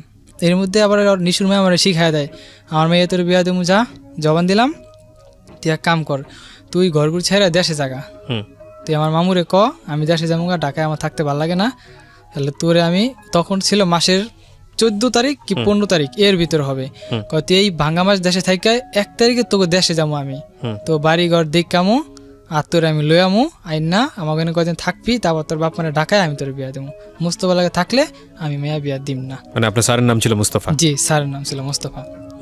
তো আমারে তো মাথায় একটাই ঘুরতেছে, মিশুরে পাইতে হইলে আমার এর লাগে সম্পর্ক বিচ্ছিন্ন করতে হইব, আমার মাথায় একটাই জিনিসে ঘুরতেছে, আমি কি করুম। কিন্তু লাস্টে আমি দেখলাম না, আমি ওর ছাড়া বাঁচুম না, এমন একটা ভিতরে আমার ইতর হয়ে গেল, ওই অন্য মানুষের লাগে আবার বিয়া হইব, অন্য মানুষের লাগে কথা কইব, আমি এটা থাকতে মেনে নিতে পারব না। তো আমি বললাম আমি দেশে যাবো গা, আমি আর ঢাকায় থাকুম না, আমি যদি কোনোদিন দেশেতে ঢাকায় আসি তাহলে আমি আপনার বাড়িতে যাবো, আপনার বাড়িতে আমি চিনি। সেই আশায় সে আমার ছাড়লো, আমি দেশে গেলাম, 10-11 দিন ছিলাম, 12 দিনের দিন আমার আর পরাণ টিকেই না। মিশুর লাগে তো ফোনে আমার কথাবার্তা চলতে আসে এনি টাইম, কিন্তু আর মায় আমার সবসময় কইতো কথা কম কবি, কথা কম কবি। বাড়িতে যাওয়ার পর থেকে আমার মাকে আমাদের একটু পোল্টে পোল্টে ভাব, কথায় বোঝা গেল। আমি মনে মনে ভাবি আমার খেতে দিয়ে হ্যাঁ লাভ কি, মায়া বিয়া না দিলে বুঝলাম লাভ, তো হ্যাঁ থেকে সরে আমার লাভ হইলো কি। এখন আমি কি করু, মিশুরে কই মিশু আমার ভালো লাগে না, আমি পড়ি, কয় ঠিক আছে। তখন 28 তারিখ রাইতেই কথা, 29 তারিখ সকাল লাগে কথা গায়ে আমি পড়ছি, কিন্তু স্যারে জানে না, আর আমি জানাই নি যে আমি ঢাকায় এসে পড়ছি। তো আইসা ওকে বাড়িতে উঠলাম। এরপরে আমার একটা বন্ধু ছিল, বন্ধু কই যেখানে চাকরি করতাম ওইখানে একটা ফ্রেন্ড ছিল আমার, ও হাফিজ ছিল, ওর বাসায় দেখা করতে গেছি। ও আবার স্যারের গোয়া দিয়েছে, স্যার আপনার ছেলে তাই ছিল, আমার ছেলে রাসেল, হ কেউ রইতো দেশে, না না স্যার বিকালে দেখা করে গেছে। আমারে স্যারে ফোন দিয়েছে সন্ধ্যাবার, তুই কই, আমিও মিথ্যা কথা গেছি, আমি তো আমার মাথায় যে নাই ওইন্দা ওই আর কয়া দিতে পারে। এর মধ্যে দেশের থেকে ফোন দিয়ে এর কাছ থেকে খরচের টাকা পয়সা আমি নিতাম, কিন্তু আমার উদ্দেশ্য এত থেকে আমি সম্পর্ক বিচ্ছিন্ন করুম না, এই উদ্দেশ্য। কিন্তু ওর মায়ের জাস্ট বোঝানোর জন্য আমি চলে গেছি। পরে আমার বলে যে তুই সত্যি করে কত রাসেল তুই কই আসস, আমি কি বাজারে, তো কয় তুই তো ঢাকায় আসছিস আজকা। সাথে সাথে আমার মেমোরি থাকে বল, হাই আবদুল্লাহ কয়ে দিছে, কই আমি আয়া পড়ছি, আমি তোমার কই নাই কইতাম, আমি থুতু মুতু হয়ে গেছি কি কুমার। ঘরে যাই করলাম, নিশু দেখো এই ব্যাপার ফ্লাশ হয়ে গেছে, আমি যে ঢাকা আসছি কিভাবে এইভাবেই। আপনি তো বেশি বুঝেন, আপনি কে লেগে ছেলে লাগে দেখা করতে গেছেন, লগে লগে লগে বেঁচতে আইসে, রাস্তা দিয়ে আইতাছে আর ফোনে করতেছে, তোর আমি পাইলে আজকে মাইরালাম। আমি তো ডরে ঘরে একটা ঘরা ছিল বাড়াটিয়া, ঘরে যা পলাইয়া রয়েছি। এবার এই রাস্তায় নিশু আর নিশুর মায় কয় তুই ঘরে যা থাকা দেই কি করে, বিচ্ছায় বুঝে তার পায়নি, বাড়িটা ঘরে তার ঢুকবো না, ওকে ঘরে এই বিচ্ছায় গেছে গা। হ্যাঁ গিয়ে যাওয়ার পরে আমার কয় রাসেল তুই এখন কি করবি, তোর ডিসিশনটা কি। আমি ডিসিশন জানিছি তাই মুস্তফা বাদ, আমি কি বাদতে লাগে টোটাল বেকার লাগে, আর আমি চিনি না এরকম পরিস্থিতি। অগলাগে তো পুরো দেখাইতেছে আমি আপনার মেয়ে লাগে সব ছেড়ে দিছি। তারপরে এই নিশু আমারে কইতেছে এখন কি করবেন তাহলে আপনি, আমার এই চাকরিটাও গেছে গা, আমি এখন টোটাল বেকার, দেশে 15 দিন থেকেছি, কাজ কাম নাই। তো এর ভিতরে আমার মায় আমার হঠাৎ করে ফোন দিলো, কয় কি রে তুই তো দেশে এতদিন কোনোদিন থাকস নাই, কি হয়েছে তোর। আমি কি না কিছু হয় নাই, আর এত কিছু হয়ে গেছে আমার মায় জানে না। ও ঘরে থাকার 5-7 দিন পরেই গেলো, রাসেল কাজ কাম কর একটা। আমি কি একটা কাজ করুম, আমার গাড়ি শিখার ইচ্ছা, ড্রাইভিং শিখুম, আপনি আমার ড্রাইভিংটা শিখাই দেন, চাকরি আমি একটা বাস করে নিতে পারবো, পারবি তো। আমি কি এই কয়া ওর মায় আমার 1 মাস ঘুরাইছে, নিশুর মা। হ্যাঁ আচ্ছা, ড্রাইভিং শিখামু তুই টেনশন করিস না। আমি কইছি তোর ড্রাইভিং শিখামু, তোর আমি বিদেশ পর্যন্ত পাঠামু, তুই যাবি। আমি কি আমি যাবো, তোর ড্রাইভিংটা শিখা তোর আমি বিদেশ পাঠামু। তো ওই আশায় আমি আর নিশুরের একদিনকার আগে কি লিয়া দিন একটু ঝগড়া লাগলো, ওই আমার বকা দিছে জিদ্দের মাথা, পরে আমি পরে একটা লাঠিতে বাড়ি মারছি। খবর পেয়ে আইসে ওর মায় আমার একটা থাপ্পড় মারছে ঘরের ভিতরে, ঠিক আছে তুই বাইরে অক্ষণে। পরে আমি বাইরে গেলাম, মিশিয়ে গেলাম, তুমি আমার ফোন দিও। ওই আর বড় বোনের বাসায় গেছে গা, আমিও পিছিয়ে ফলো করতে করতে গেলাম। ওইখানে গেছি, ওকে বাসায় গেছি। ওকে বাসায় যে গেট খুলছে, গেট বাড়িতে মানে গেট খুলছে, তো যাতে গেট সিটকিন না লাগাতে পারি, কারণ আগে আমি হাত ঢুকাই দিছি। হাত ঢুকাতে আমার ওই যে অনেক জোরে একটা চাপ দিছে, এই জায়গায় আমি হাড্ডিতে ব্যথা পেয়েছি, আমার এই ব্যথাটা এখনো মাঝে মাঝে ওঠে। তো ঘরে গেলাম, মিশিয়ে গেলাম, তুমি চলো আজকে তোমার আমি জামগা। মিশিও রাজি, সবাই রাজি। ওনার মায় আমারে এই অনেক থাপড়াইতেছে, অনেক মারতেছে, তারপরে একটা লাঠি দিয়ে বাড়ি মারছে, বাড়িটা আমার গাড়ির উপরে পড়ছে। ওই ব্যথায় আমি অনেক চিখের বেড়া কাঁদছি। পরে নিজের মাথায় নিজের জিদ দিয়ে গেট ওয়ালের ভিতরে 4-5টা বাড়ি মারছি মাথা। পরে ওরা অন্য ঘরে নিয়ে আটকায় রাখছে। পরে ওই দিনকার জোর করে লয়ে আমি গেছি গা, লয়ে গেছি, কারণ কই যাবো, ঘুরতাছি গাড়তাছি, লাস্টে ওই মোস্তফার লাগে আবার যোগাযোগ করছি। হ্যাঁ আমার বুঝায় হনে আবার পাঠাইলো। ওর মেয়ে আমার ফোন দেয়, আমি নারী নির্যাতন মামলা দেবো তোর নামে, ঠিক আছে নারী নির্যাতন মামলা দিয়ে আপনি। পরে ওর বোন একটু ভালো ছিল, তো ওর বোনের বাসা আমার 20 দিন ডাকছে। তো ওই 20 দিনের বাসা থাকলাম। ফেব্রুয়ারির 1 তারিখে পাশের ঘর খালি হয়েছে, ওই ঘরে আমি ঢুকছি। ওর বিয়ে করলাম, হুজুর দিয়া বিয়ে বসলাম। তখন টাকা পয়সা ছিল না, টাকা কই পাবো আমি। পরে যে আমার যে একটা ফ্রেন্ড আছে না, ও হাফেজ ছিল, ও মানে কলমা টলমা পরে ওই নিয়মকরণ দিয়া বিয়ে পড়ায় দিছে। কইছে বিয়ে, আমি জিজ্ঞাসা বিয়ে ফরজ হয়েছে, ফরজ হয়েছে। পরে বিয়ে পড়াইছে, ওইভাবে চলতেছি, টাকা নাই, খাইতে পারি না, কি করুম। পরে ওকে বাড়ির সামনে নিচে দাঁড়ায় আমি চিন্তা করতেছি কি করুম। পরে একটা রিক্সাওয়ালার সাথে আমার দেখা হইলো। আমার সামনে রিক্সাওয়ালাটা প্যাসেঞ্জার নাম হইলো। আমি জিজ্ঞাসা করলাম, ভাই রিক্সা কত টাকা জমা? জিজ্ঞাসা করলাম, বললাম সব বিস্তারিত, ভাই এই ব্যাপার, আমি বিয়ে শাদী করছি। ও আমার গুলো, ভাই রিক্সা চালাইলে কোনো ঘরে কোনো অভাব থাকে না, লজ্জা শরম ফালা। ওই এলাকার বাইরে একটা রিক্সা গ্যারেজ ছিল, আমি সেই গ্যারেজে ঢুকলাম। আমার রিক্সা দিব না, অন্য একটা গ্যারেজে গেলাম, ভাই দেন আমারে, আমার এই ব্যাপার অনেক কষ্ট হইতেছে, আমার বললে আমি খাইতে পারতেছি না, আমার বউ না খায়া থাকে। পরে ওই গ্যারেজের ম্যানেজারটা খুব দেশি ছিল, কয় ঠিক আছে যাও ভাই, তোমার একটা রিক্সা দিমু আমি। ওই রিক্সা আমি প্রথমে একটা খ্যাপ মারছিলাম আপনার গুলিস্থান থেকে তাঁতিবাজার মোড় পর্যন্ত 20 টাকা দিছে। ওইখান থেকে আবার লক্ষ্মীবাজার একটা স্টুডেন্ট খ্যাপ নিলাম, ওইখানে 20 টাকা দিছে। এই 40 টাকা খ্যাপ মাইরা আমি দিয়ে আর খাড়াইতে পারি না, আমার ভিতরটা শুকায় গেছে গা। পরে পানি খেলাম 4-5 গ্লাস, খাইয়া অনেক সুন্দর পড়েছি। একটা রিক্সা এলাকায়, বাবা তুমি কান্দো কে? কইতে পারি না যে আমি বিয়ে করছি এই বয়সে। 360 টাকা হয়েছে আমার কাছে তখন। চলে গেছি 60 টাকা রিক্সা জমা দিয়া, হাত মুখ দিয়া ফেরি স্টেশনে চলে আসি, মিশতে বুঝতে না পারে। ওরি দিয়া চাইল ডাইল মোটামুটি 2-4 দিন চলার মতো সবকিছু করে আলাইছি। পরে এই রিক্সা চালাইতাছি 9 মাস রিক্সা চালা আমি কালা ভূত হয়ে গেছি গা। ধর আমি কইতাম রোহিতের কাজ করি, তো এই অবস্থা। তারপরে এর ভিতরে ওর একটা প্রাণের চাকরি পেয়েছি, আবার রিক্সাওয়ালা কথা কইতে প্রাণের দুধ বেছে কথা কইতে ওই চাকরি নিয়ে আনিছি, 9,000 টাকা বেতন দিব। চলতাছি এর ভিতরেই ওর পেটে একটা বাচ্চা এসে পড়ে, অ্যাক্সিডেন্ট, কোনো প্ল্যান প্রোগ্রাম ছিল না। ওকে, সেই বাচ্চা আসা পরে ওনার মায় পুরা বাই তার বাচ্চারা কিভাবে ফালাই দিব। আমি কি তুমি তোমার বিবাহিত স্ত্রী হয়ে থাকো, আর যদি আমাকে তোমার স্বামী হিসাবে মানো, তাহলে আমার কথাই শুনবা তুমি। ওইভাবেই ফাইনাল, বাচ্চা ফালাইবো না। এই প্রায় 8 মাস 9 মাস হওয়ার পর থেকে আমার মার লাগে একটা মিল হয়ে গেল গা। মিল হয়ে যাওয়ানে তখন ওর মারে আমার একটু দেখলো, কথাবার্তা কয়। তখন ওর বাড়িতে আমার ভিতরে একটা ফাটল ধরাইয়া দিল। পরে ওর মায় আমার কাছ থেকে নিয়ে গেল, মানে আমারই যাইতে দেয় না। পরে আমি গেছি মতো আমার এই ক্রিকেট খেলার স্টাম্প ফেলে দিয়ে আমার অনেক এগুলো অনেক মারছে। প্রায় অনেক দিন পর বিছনা ছিলাম। ওর মায়, আমি আমার বউয়ের কাছে গেছি দেখা। ওকে, ওকে যে বিয়ে করেছেন এটা কি আপনার ফ্যামিলিতে জানে, মানে আপনার বাবা মা জানে? জানতো, কিন্তু কেউ ছিল না, নিজস্ব লোক। তারপর আমি এখান থেকে আমি কাঁদতে চলে গেছি গা। তখন বাচ্চা হইব ডেলিভারি, তখন আমার ছোট বোন ওই যে তুলি আমার ফোন দিয়ে, রাসেল ভাই এই ব্যাপার মিশুতে হাসপাতালে। পরে এর ভিতরে ওর মার একটু ক্রাইম ছিল, সেটা আমি বলবো না। পরে এটা যে কোনো একটা কারণে পুলিশ র্যাব ধরে নিয়ে গেল ওর মারে।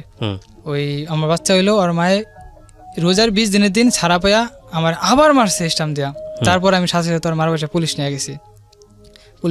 পুলিশের সামনে ওরা জিজ্ঞেস তুই ওর ভাত খাবি? আমার কাছে না, আমি তোর ভাত খাবো না। পরে আমি নাই মায়া পড়ছি। 2 দিন পরে আমার ফোন দিছে আপনার গললান 1 ঘন্টার ভিতরে। তখন আমি রিক্সা চালাইতেছি সদরকারে, 1 ঘন্টাতে গললান। তখন টাকা ছিল প্রায় 1,500-2,000 টাকা মতো ছিল। পরে ইমার্জেন্সি একটা গন নিলাম 500 টাকা দিয়া, ওরে নিয়ে এলাম। বাচ্চা হইলো, এই বাচ্চা নিয়ে আবার ওর মায় মিললো, আবার আমার কাছ থেকে ওর মায়ের মিশরে লয়ে আয়া পড়লো। বিয়ের ভিতরে বাচ্চা কিন্তু বড় হয়ে গেল, প্রায় 2.5 মাস। তখন এই জিদ করে বাচ্চা আমি পলে দেশে লয়ে গেছি গা। 2.5 মাসের বাচ্চা দেশে না 7 দিন রাখছি। দেখতেছি ছেলেটার খুব কষ্ট হইতেছে, ওরা নিয়ে গেছি। দেখি বাচ্চা টানে নিশা আমার লাগে দেশে আয়া পড়ে, কিন্তু নিশা রাহেনি। আমার ডাইরেক্ট কয় আমি অন্য জায়গায় বিয়া পড়বো, তাও তোর কাছে আমু না। এই কথা হুই না, আমি আবার আয়া পড়ছি হারানের ভয়ে। তখন থেকে মিশু আস্তে আস্তে আমার সরে গেল গা। আবার বুঝাইলাম, আবার আনলাম, কিন্তু আইলো না। পরে তখন পোল্লাটার আমি গেলে আমার কাছে তেমন একটা দেয় না। আর মিশু তো আমরা দেখতে পারে না, আমার 2টা নাম্বার ব্ল্যাক লিস্টে ফেলা রাখছে ওরা। এখন হচ্ছে আপনার এই অবস্থা। জি। ওকে, কেন বললেন এই গল্পটা আজকে জীবন গল্পে? এই গল্পটা আমি বলছি একটাই কারণ, যে আমি যেখান থেকে যেখানে আইছি কিন্তু আমার অনেক সুন্দর স্বপ্ন ছিল যে আমি ফিল্ম অভিনয় করব। আপনার স্যারের কি অবস্থা? সে ওই আগের মতোই আছে এখন। না, আপনাকে দেখাশোনা করে এখন? এখন আমার সাথে হালকা পাতলা যোগাযোগ আছে। না, আপনাকে ছেলের মতো এখন দেখে? ছেলের মতো সে দেখে কিনা আমি জানি না, কিন্তু তার সাথে সামনে আসলে বলে এখনো ছেলের মতো তোরে আমি দেখি। একটা মানুষ সারাটা জীবন ওয়েট করে একটা ভাগ্যের জন্য, একটা ভালো জায়গার জন্য। আপনার স্যার আপনার প্রতি কি ইন্টারেস্ট ছিল আমরা জানি না, বাট আমাদের কাছে অভাবনীয় লেগেছে বর্তমানের এই যুগে কেউ এরকম পেট্রোনাইজ করতে পারে। সেখান থেকে আপনি এরকম একটা সম্পর্কে গেলেন। আসলে বিয়ের সম্পর্কটাই খুব জটিল একটা জায়গা। এটা যদি খুব পিসফুল না হয় তাহলে একটা মানুষকে শেষ করে দিতে পারে। আর আপনার জায়গাটা থেকে আপনার শিক্ষা ব্যাকগ্রাউন্ড বা সব কিছু মিলিয়ে শুধু ফেস দেখে এরকম একটা জায়গায় যাওয়াটা একটা ভুল সিদ্ধান্ত ছিল। সেটাই হয়তো আপনি আজকে এখানে বলতে এসেছেন। আমরা প্রথম গল্প আরিফার গল্পে যে জায়গাটায় ছিলাম সেখান থেকে একদম পুরোটাই টার্ন করে অন্য একটা গল্প। একটা হচ্ছে ফ্যামিলি না থাকলে যেটা হয় সেটা, ফ্যামিলি থাকলেও অনেক সময় ডিরেইলড হয়ে যেতে পারে ছেলেমেয়েরা। প্রিয় শ্রোতা, আজকে আর কোনো মন্তব্য করতে চাই না এই কারণে যে এরকম ভুল আমাদের সমাজে প্রতিনিয়তই হচ্ছে। আপনারা ভুল থেকে সচেতন থাকুন, কারণ আমরা যত কিছুই বলি না কেন ভুল আমাদের হয়েই যায়, কিন্তু এই ভুল থেকে যতটুকু নিজেকে সেভ করা যায়, যতটুকু এসকেপ করা যায়, ততটুকুই হচ্ছে মানে better. Because human life is all about error. ভুল হবেই, কিন্তু সেই ভুল থেকে যতটুকু পরিমাণ নিয়ে সামনের দিকে এগিয়ে যাওয়া যায়। সো বিল্লাল হচ্ছে আপনার অরিজিনাল নাম, পরবর্তীতে রাসেল নামে ডেকেছিল আপনার স্যার। বিল্লাল, আমি শুধু একটা কথাই বলতে চাই, আপনি বর্তমানে কত বছর বয়স? 24 বছর। 24 বছর বয়স। আপনার প্ল্যান কি, ফিউচার প্ল্যান কি, ভবিষ্যৎ পরিকল্পনা? আমার ভবিষ্যৎ পরিকল্পনা, আমার পাসপোর্ট জমা দিয়েছি বিগত আরো 1 বছর আগে। আপনি কি বিদেশ চলে যাবেন? জি, এরকম একটা চিন্তাধারা, কিন্তু আমি এখন ছেলেকে দেখতে পান না? এখনো কনফার্ম না আমি যাব। ছেলেকে দেখতে পান আপনি? আপনার নিজের ছেলেকে মাঝে মাঝে দেখতে যাই। দেখতে যান? দেখতে দেয়? দেখতে দেয় আর কি, ওই গালাগালি ধরে তাও আমি যাই। কিন্তু আপনি আপনার ছেলের দুধের পয়সা যদি জোগাড় করতে না পারেন, এটা তো আপনার ওয়াইফ আপনার প্রতি রাগ করবেই। তখন ছিল। এখন কি অবস্থা? এখন আমি মোটামুটি সবকিছু, আমার ছেলের টোটাল খরচ আমি দিই। ঠিক আছে, এটা তো ভালো নিউজ। আপনি তো ছেলেকে দেখতে পান, একটা সাপোর্ট আছে, সম্ভাবনা আছে। আপনার ওয়াইফ কি বলে? আপনাকে আর বিয়ে, আপনার সঙ্গে সংসার করবে না, অন্যদিকে চলে যাবে, এরকম কিছু? লাস্ট কইছে কিছুদিনের ভিতরে আমার একটা ডিভোর্সের কাগজ লিখে দিয়ে দেব। যদি সেটাই হয় আপনাকে মেনে নিতে হবে, কিছু করার নাই এখানে। আপনি তো জোর জবরদস্তি করতে পারবেন না। একটা সংসারে জোর জবরদস্তি করে একটা সময় পর্যন্ত রান করা যায়। এখানে একটু কথা আছে। হ্যাঁ বলেন। কথাটা হচ্ছে 1 মাস আগে ও আমার সাথে আবার আইসা পড়ার প্ল্যান করেছিল, তুমি ঘর নাও। আমি ঘর নিছি। ওই তো কখনো আপস কখনো ডাউন, কখনো আপস কখনো ডাউন, এরকম করতে করতে দেখা যায় শেষ হয়ে যায়। আমি বাড়ি থেকে লাস্ট 20,000 টাকা এনে দিয়েছিলাম। ওই 20,000 টাকা আমি চাইছি, স্যার আমার টাকাটা দিয়ে দেন, বাড়ি থেকে মাই চাইতেছে। ঠিক আছে, তোর আমি 15 তারিখে 10,000 টাকা দেবো, আর 10,000 তুই তো নিয়ে ভাঙ্গি খেয়াল আইসিস। আচ্ছা ঠিক আছে, সেই 10,000 দিব। আর আমি বলছি দেখো চল আমরা বাইকা জায়গা, তুমি যদি পারো কিছু নিও, না পারলে নাই, কিন্তু তুমি শুধু পড়ার জন্য 1-2 পিস 3 পিস নিয়ে নিও। কই যাবা? আমার খালাতো বোন আছে, ও দিনাজপুরে থাকে, আমার আপন খালাতো বোন, তার সাথে যোগাযোগ করে চলে যাব। সেখানে যা কয়েকদিন থেকে একটা ওইখানে যা বিয়ে করে একটা কাজের একটা কর্ম তৈরি করে তারপর আমরা ঢাকায় আসুম।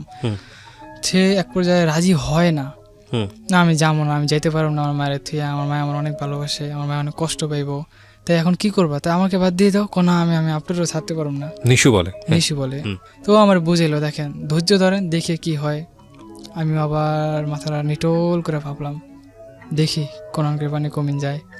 তারপরে তার বাসায় টোটালি আবার আসা যাওয়া শুরু হয়ে গেল। তার মা হঠাৎ করে কিভাবে জানি ঠান্ডা হয়ে গেল। পরে শুনছি যে আমার স্যারে তারে বুঝায় বাজায় রাজি করেছে যে আমার সাথেই বিয়ে দেবো ফাইনাল।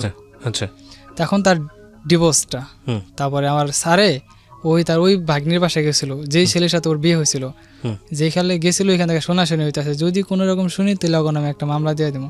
এটা আবার আমার স্যারে বাপ হ্যাঁ আবার হ্যাঁ ভাগ্নিরে কইছে, নিশুর আম্মারে কয়, মামা আপনি ভাইবেন না আমি এত কাঁচা কাম করুম, আমি করলে পাকাই করুম। এমন পর্যায়ে এরপর আগে এক জায়গায় ভাড়া ছিলাম, ভাড়াটা ছাইরা ওগো বাড়ির পাশে আয় পড়লাম ভাড়া। তখন ওর মায় আমার সাথে আর আমার স্যারের সম্পর্কের ভিতরে এমন একটা ফাটল ধরাই দিল, মানে তারও আমি দেখতে পাই না, সেও আমার দেখতে পারে না। তারা আমি একরকম গালাগালি বন্ধ করছি, হাত দিয়ে ধাক্কা পর্যন্ত দিছি। এই নিশুরে গালাগালি করতো দেখা আমি ওরা করতাম, তুমি ওরা গেলেও কে লেগা, আমি ওরে বিয়ে করো, তুমি ঠেকা রাখতে পারবা, আমি ওরে বিয়ে করো, আমি তোমার লাগে কথা কো না, তুমি তোমার মতো যাও গা। তো হ্যাঁ আবার হ্যাঁ আর এক বাইক নিয়ে ফোন দিচ্ছে, দেখ এই ব্যাপার, তুই আরে খাওয়াস লস পিন্দোস, তোরে ধাক্কা দিল কি মনে করা, তাই বাদ দেওয়া দে, ছাড়ে রেখে দেওয়া দে। পরে হ্যাঁ কিছু কয়নি, হ্যাঁ ফোন কাইটা নিজে নেমে গেছে, আমি ঘরে ব্যাগেট লাগা চুপ পেয়ে কামড়তেছি, কি করুম। তখন আমার তো আর কোনো কিছু সহ্য হইতেছে না, মনের ভিতরে অনেক অস্থিরতা উঠে আছে গা, জিনিসটা এত কিছু হয়ে গেল গা। তারপরে ওর লাগে যোগাযোগ করতে পারতেছি না, আমার ফোনটা নিয়ে ভেঙে লাইছে স্যারে নিয়ে, যোগাযোগ করতে পারছি না, হাতে ফোনই নেই, এখন আমি কী করুম। পরে এই স্যারের যখন আর বাসায় গেল একদিনকা, আর মাইয়ারে দেখতে গেছে, অনেক দিন ধরে বাড়িতে যায় না। তো এর ভিতরেই আমি ওর বাড়ি কেটে যা খাড়াই রয়েছি, নিশুকে বাড়ি কেটে যা খাড়াইছি, নিশুর দেখিনি পাই, মাঝে মাঝে ও ছাদে আয়, ওই অপেক্ষা আছে দেখিনি আয়। পরে দেখছে আমারে, পরে আমি আমার তো ফোন নাই, কীভাবে তোমার সাথে আমি যোগাযোগ করবো, পারতেছি না, মানে কান্দে কান্দে করতেছি। রাস্তার হইতে মানুষ আমার দিকে তাকায় রয়েছে, আমি কান্দাছি ওর দিকে তাকায়। পরে আমার আরেকজন ছেলে ডাক দেখা, এই তুমি কান্দো কে? আমি কি এমনি। তারপর ওই ওগো বাসায় গেলাম, মানে ওর সাথে, মানে আমারে ওরা একটা শর্ত দিল, আমার মেয়ে আমি তোর কাছে বিয়া দেবো। আর মায় কয় ওই আমার মামুর পাশ ছাড়তে হইব, এই চাপটা আমার দিছে। মানে নিশুর মা বলতেছে, নিশুর মা বলতেছে। ওকে, আমার মাথায় কঠিন একটা বাড়ি বললাম, আমি আল্লাহ কি কয় এটা, মানে আমি এটা মাইনে নিতে পারতেছি না, আমি তা করে বলতেও পারতেছি না যে আমি এই জবানে এই কমিটমেন্টে তার সাথে আমি জড়িত আছি। তখন আমি দেখেন এর সাথে আমি কঠিন জবান দিছি, আমি কিভাবে আল্লাহ এত একটা বেমানি করি, আল্লাহ নারাজ হয়ে যাবো। কয় তোর আল্লাহ যদি নারাজ হয়ে যায় তো বুঝ যেখানে জবান দাস নাই যে এরকম সম্পর্ক চিরজীবন থাকবো কিনা। তখন আমার মনে ভিতরে ডাক দেয় নেই যে স্যারের বউ এই নিশুর মায়ের দিয়ে এই চাপটা দেওয়া হইতেছে আমার। আচ্ছা আচ্ছা, ওকে। তখন স্যারেরে বলি, দেখেন অনেক কিছু হয়ে গেছে, মান সম্মান অনেক কিছু নষ্ট হয়েছে, আমি আর চাই না মান সম্মান হারাইতে, আপনি চলে যান। এর মধ্যে আবার নিশুর মেয়ে আমার শিখায় দেয়, আমার মেয়ে তোর বিয়া দেবো, যা জবান দিলাম, তুই এক কাম কর, তুই ঘরগুড়ি ছেড়ে দেশে জাগা, তুই আমার মামুরে ক আমি দেশে যাবো, ঢাকায় আমার থাকতে ভালো লাগে না, তাহলে তোরে আমি, তখন ছিল মাসের 14 তারিখ কি 15 তারিখ এর ভিতর হবে, তুই এই ভাঙ্গা মাস দেশে থাকায় 1 তারিখে তোকে দেশে যাবো আমি, তো বাড়ি ঘর দেখ কামো, আর তোর আমি লই আমু আইন না, আমার ওখানে কদিন থাকবি, তারপর তোর বাপ মানে ডাকায় আমি তোর বিয়া দেবো, মুস্তফা লাগে থাকলে আমি মেয়া বিয়া দিম না। মানে আপনার স্যারের নাম ছিল মুস্তফা? জি, স্যারের নাম ছিল মুস্তফা। তো আমারে তো মাথায় একটাই ঘুরতেছে, মিশুর পাইতে হইলে আমার এর লাগে সম্পর্ক বিচ্ছিন্ন করতে হইব, আমার মাথায় একটাই জিনিসে ঘুরতেছে, আমি কি করুম।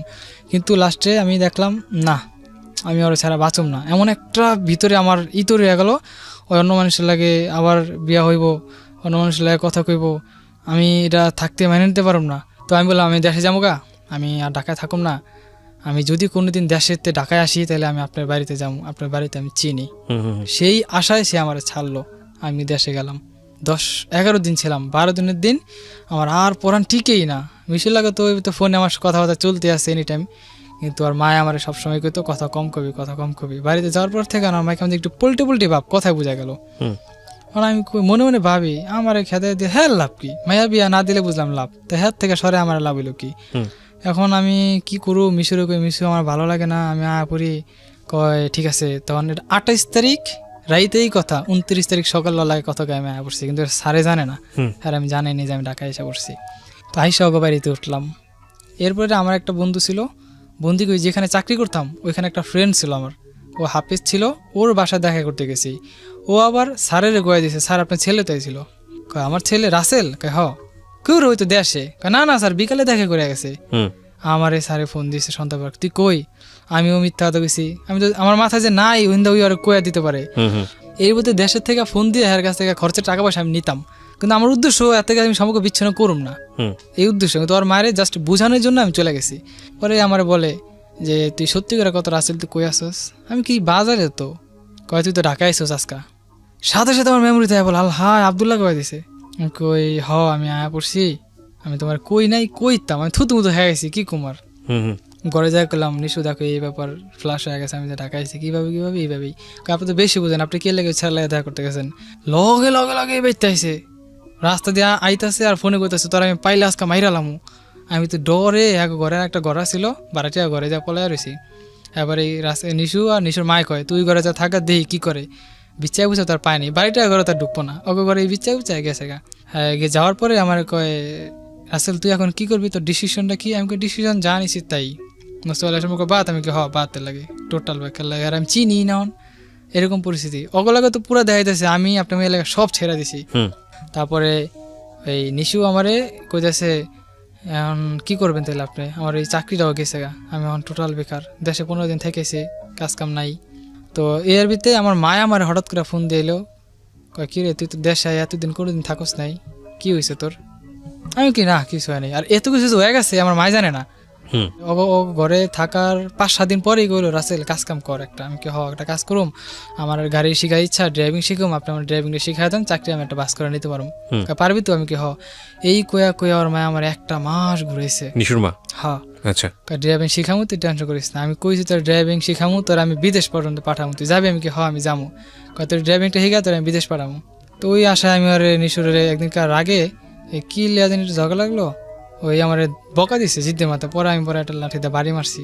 খবর পাই আইসে ওর মায় আমার একটা থাপ্পড় মারছে ঘরের ভিতরে। ঠিক আছে, তুই বাইরে অক্ষণে। পরে আমি বাইরে গেলাম, মিশিয়ে গেলাম, তুমি আমার ফোন দিও। ওই আর বড় বোনের বাসায় গেছে গা, আমি পিছে ফলো করতে গেলাম। ওইখানে গেছি, ওকে বাসায় গেছি। ওকে বাসায় যে গেট খুলছে, গেট বাড়িতে মানে গেট খুলছে, তো যাতে গেট সিটকিনি না লাগাতে পারি, কারণ আগে আমি হাত ঢুকাই দিছি। হাত ঢুকাতে আমার ওই যে অনেক জোরে একটা চাপ দিছে, এই জায়গায় আমি হাড্ডিতে ব্যথা পেয়েছি। আমার ব্যথাটা এখনো মাঝে মাঝে ওঠে। তো ঘরে গেলাম, মিশিয়ে গেলাম, তুমি চলো আজকে তোমার আমি জামগা। মিশিও রাজি, সবাই রাজি। ওনার মায় আমারে এই অনেক থাপড়াইতেছে, অনেক মারতেছে। তারপরে একটা লাঠি দিয়ে বাড়ি মারছে, বাড়িটা আমার গাড়ির উপরে পড়ছে। ওই ব্যথায় আমি অনেক চিখের বেড়া কাঁদছি। পরে নিজের মাথায় নিজের জিদ দিয়ে গেট ওয়ালের ভিতরে 4-5টা বাড়ি মারছে মাথা। পরে ওরা অন্য ঘরে নিয়ে আটকে রাখছে। পরে ওই দিনকার জোর করে লয়ে আমি গেছি গা, লয়ে গেছি, কারণ কই যাবো, ঘুরতাছি গাড়তাছি। লাস্টে ওই মোস্তফার লাগে আবার যোগাযোগ করছি। হ্যাঁ, আমার বুঝায় ওখানে আবার পাঠাইলো। ওর মেয়ে আমার ফোন দেয়, আমি নারী নির্যাতন মামলা দেবো তোর নামে। ঠিক আছে, নারী নির্যাতন মামলা দিয়ে আপনি। পরে ওর বোন একটু ভালো ছিল, তো ওর বোনের বাসা আমার 20 দিন ডাকছে। তো ওই 20 দিনের বাসা থাকলাম। ফেব্রুয়ারির 1 তারিখে পাশের ঘর খালি হয়েছে, ওই ঘরে আমি ঢুকছি। ওর বিয়ে করলাম, হুজুর দিয়া বিয়ে বসলাম। তখন টাকা পয়সা ছিল না, টাকা কই পাবো আমি। পরে যে আমার যে একটা ফ্রেন্ড আছে না, ও হাফেজ ছিল, ও মানে কলমে টলমায় পরে নিয়মকরণ দিয়া বিয়ে পড়ায় দিছে। কইছে বিয়ে, আমি জিজ্ঞাসা বিয়ে ফরজ হয়েছে? ফরজ হয়েছে। পরে বিয়ে পড়াইছে, ওইভাবে চলতেছি, টাকা নাই, খাইতে পারি না, কি করুম।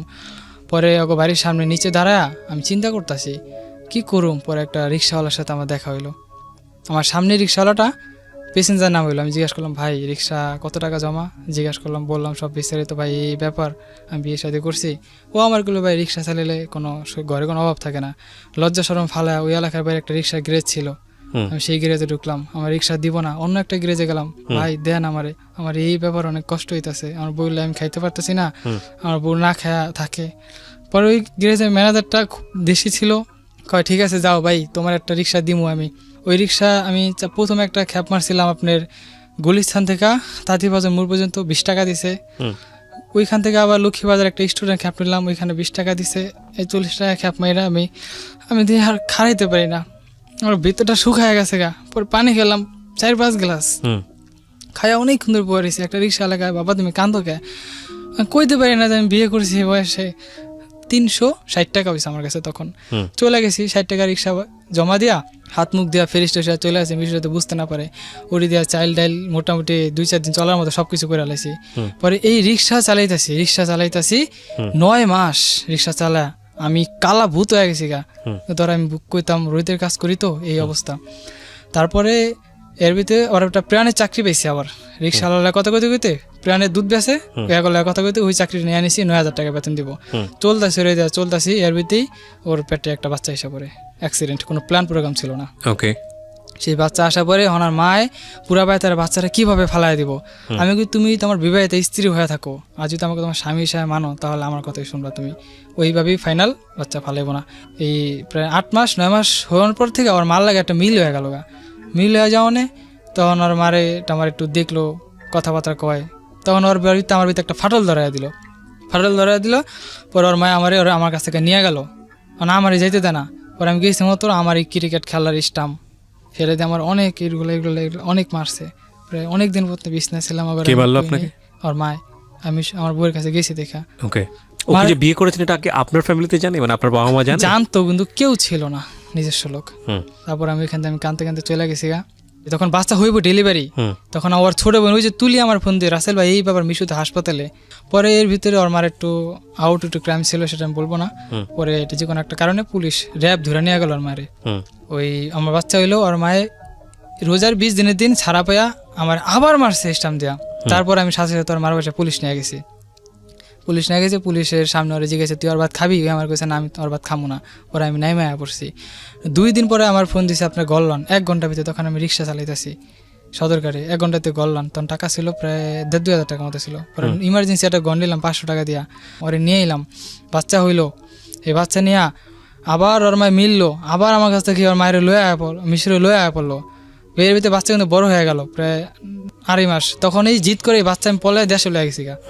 2.5 মাসের বাচ্চা দেশে না 7 দিন রাখছি, দেখতেছি ছেলেটা খুব কষ্ট হইতেছে, ওরা নিয়ে গেছি, দেখি বাচ্চা টানে নিশা আমার লাগে দেশে পরে, কিন্তু নিশা রাহেনি, আমার ডাইরেক্ট কয় আমি অন্য জায়গায় বিয়া পড়বো, তাও তোর কাছে আমো না, এই কথা হুই না, আমি আবার আয়া পড়ছি হারানের ভয়ে।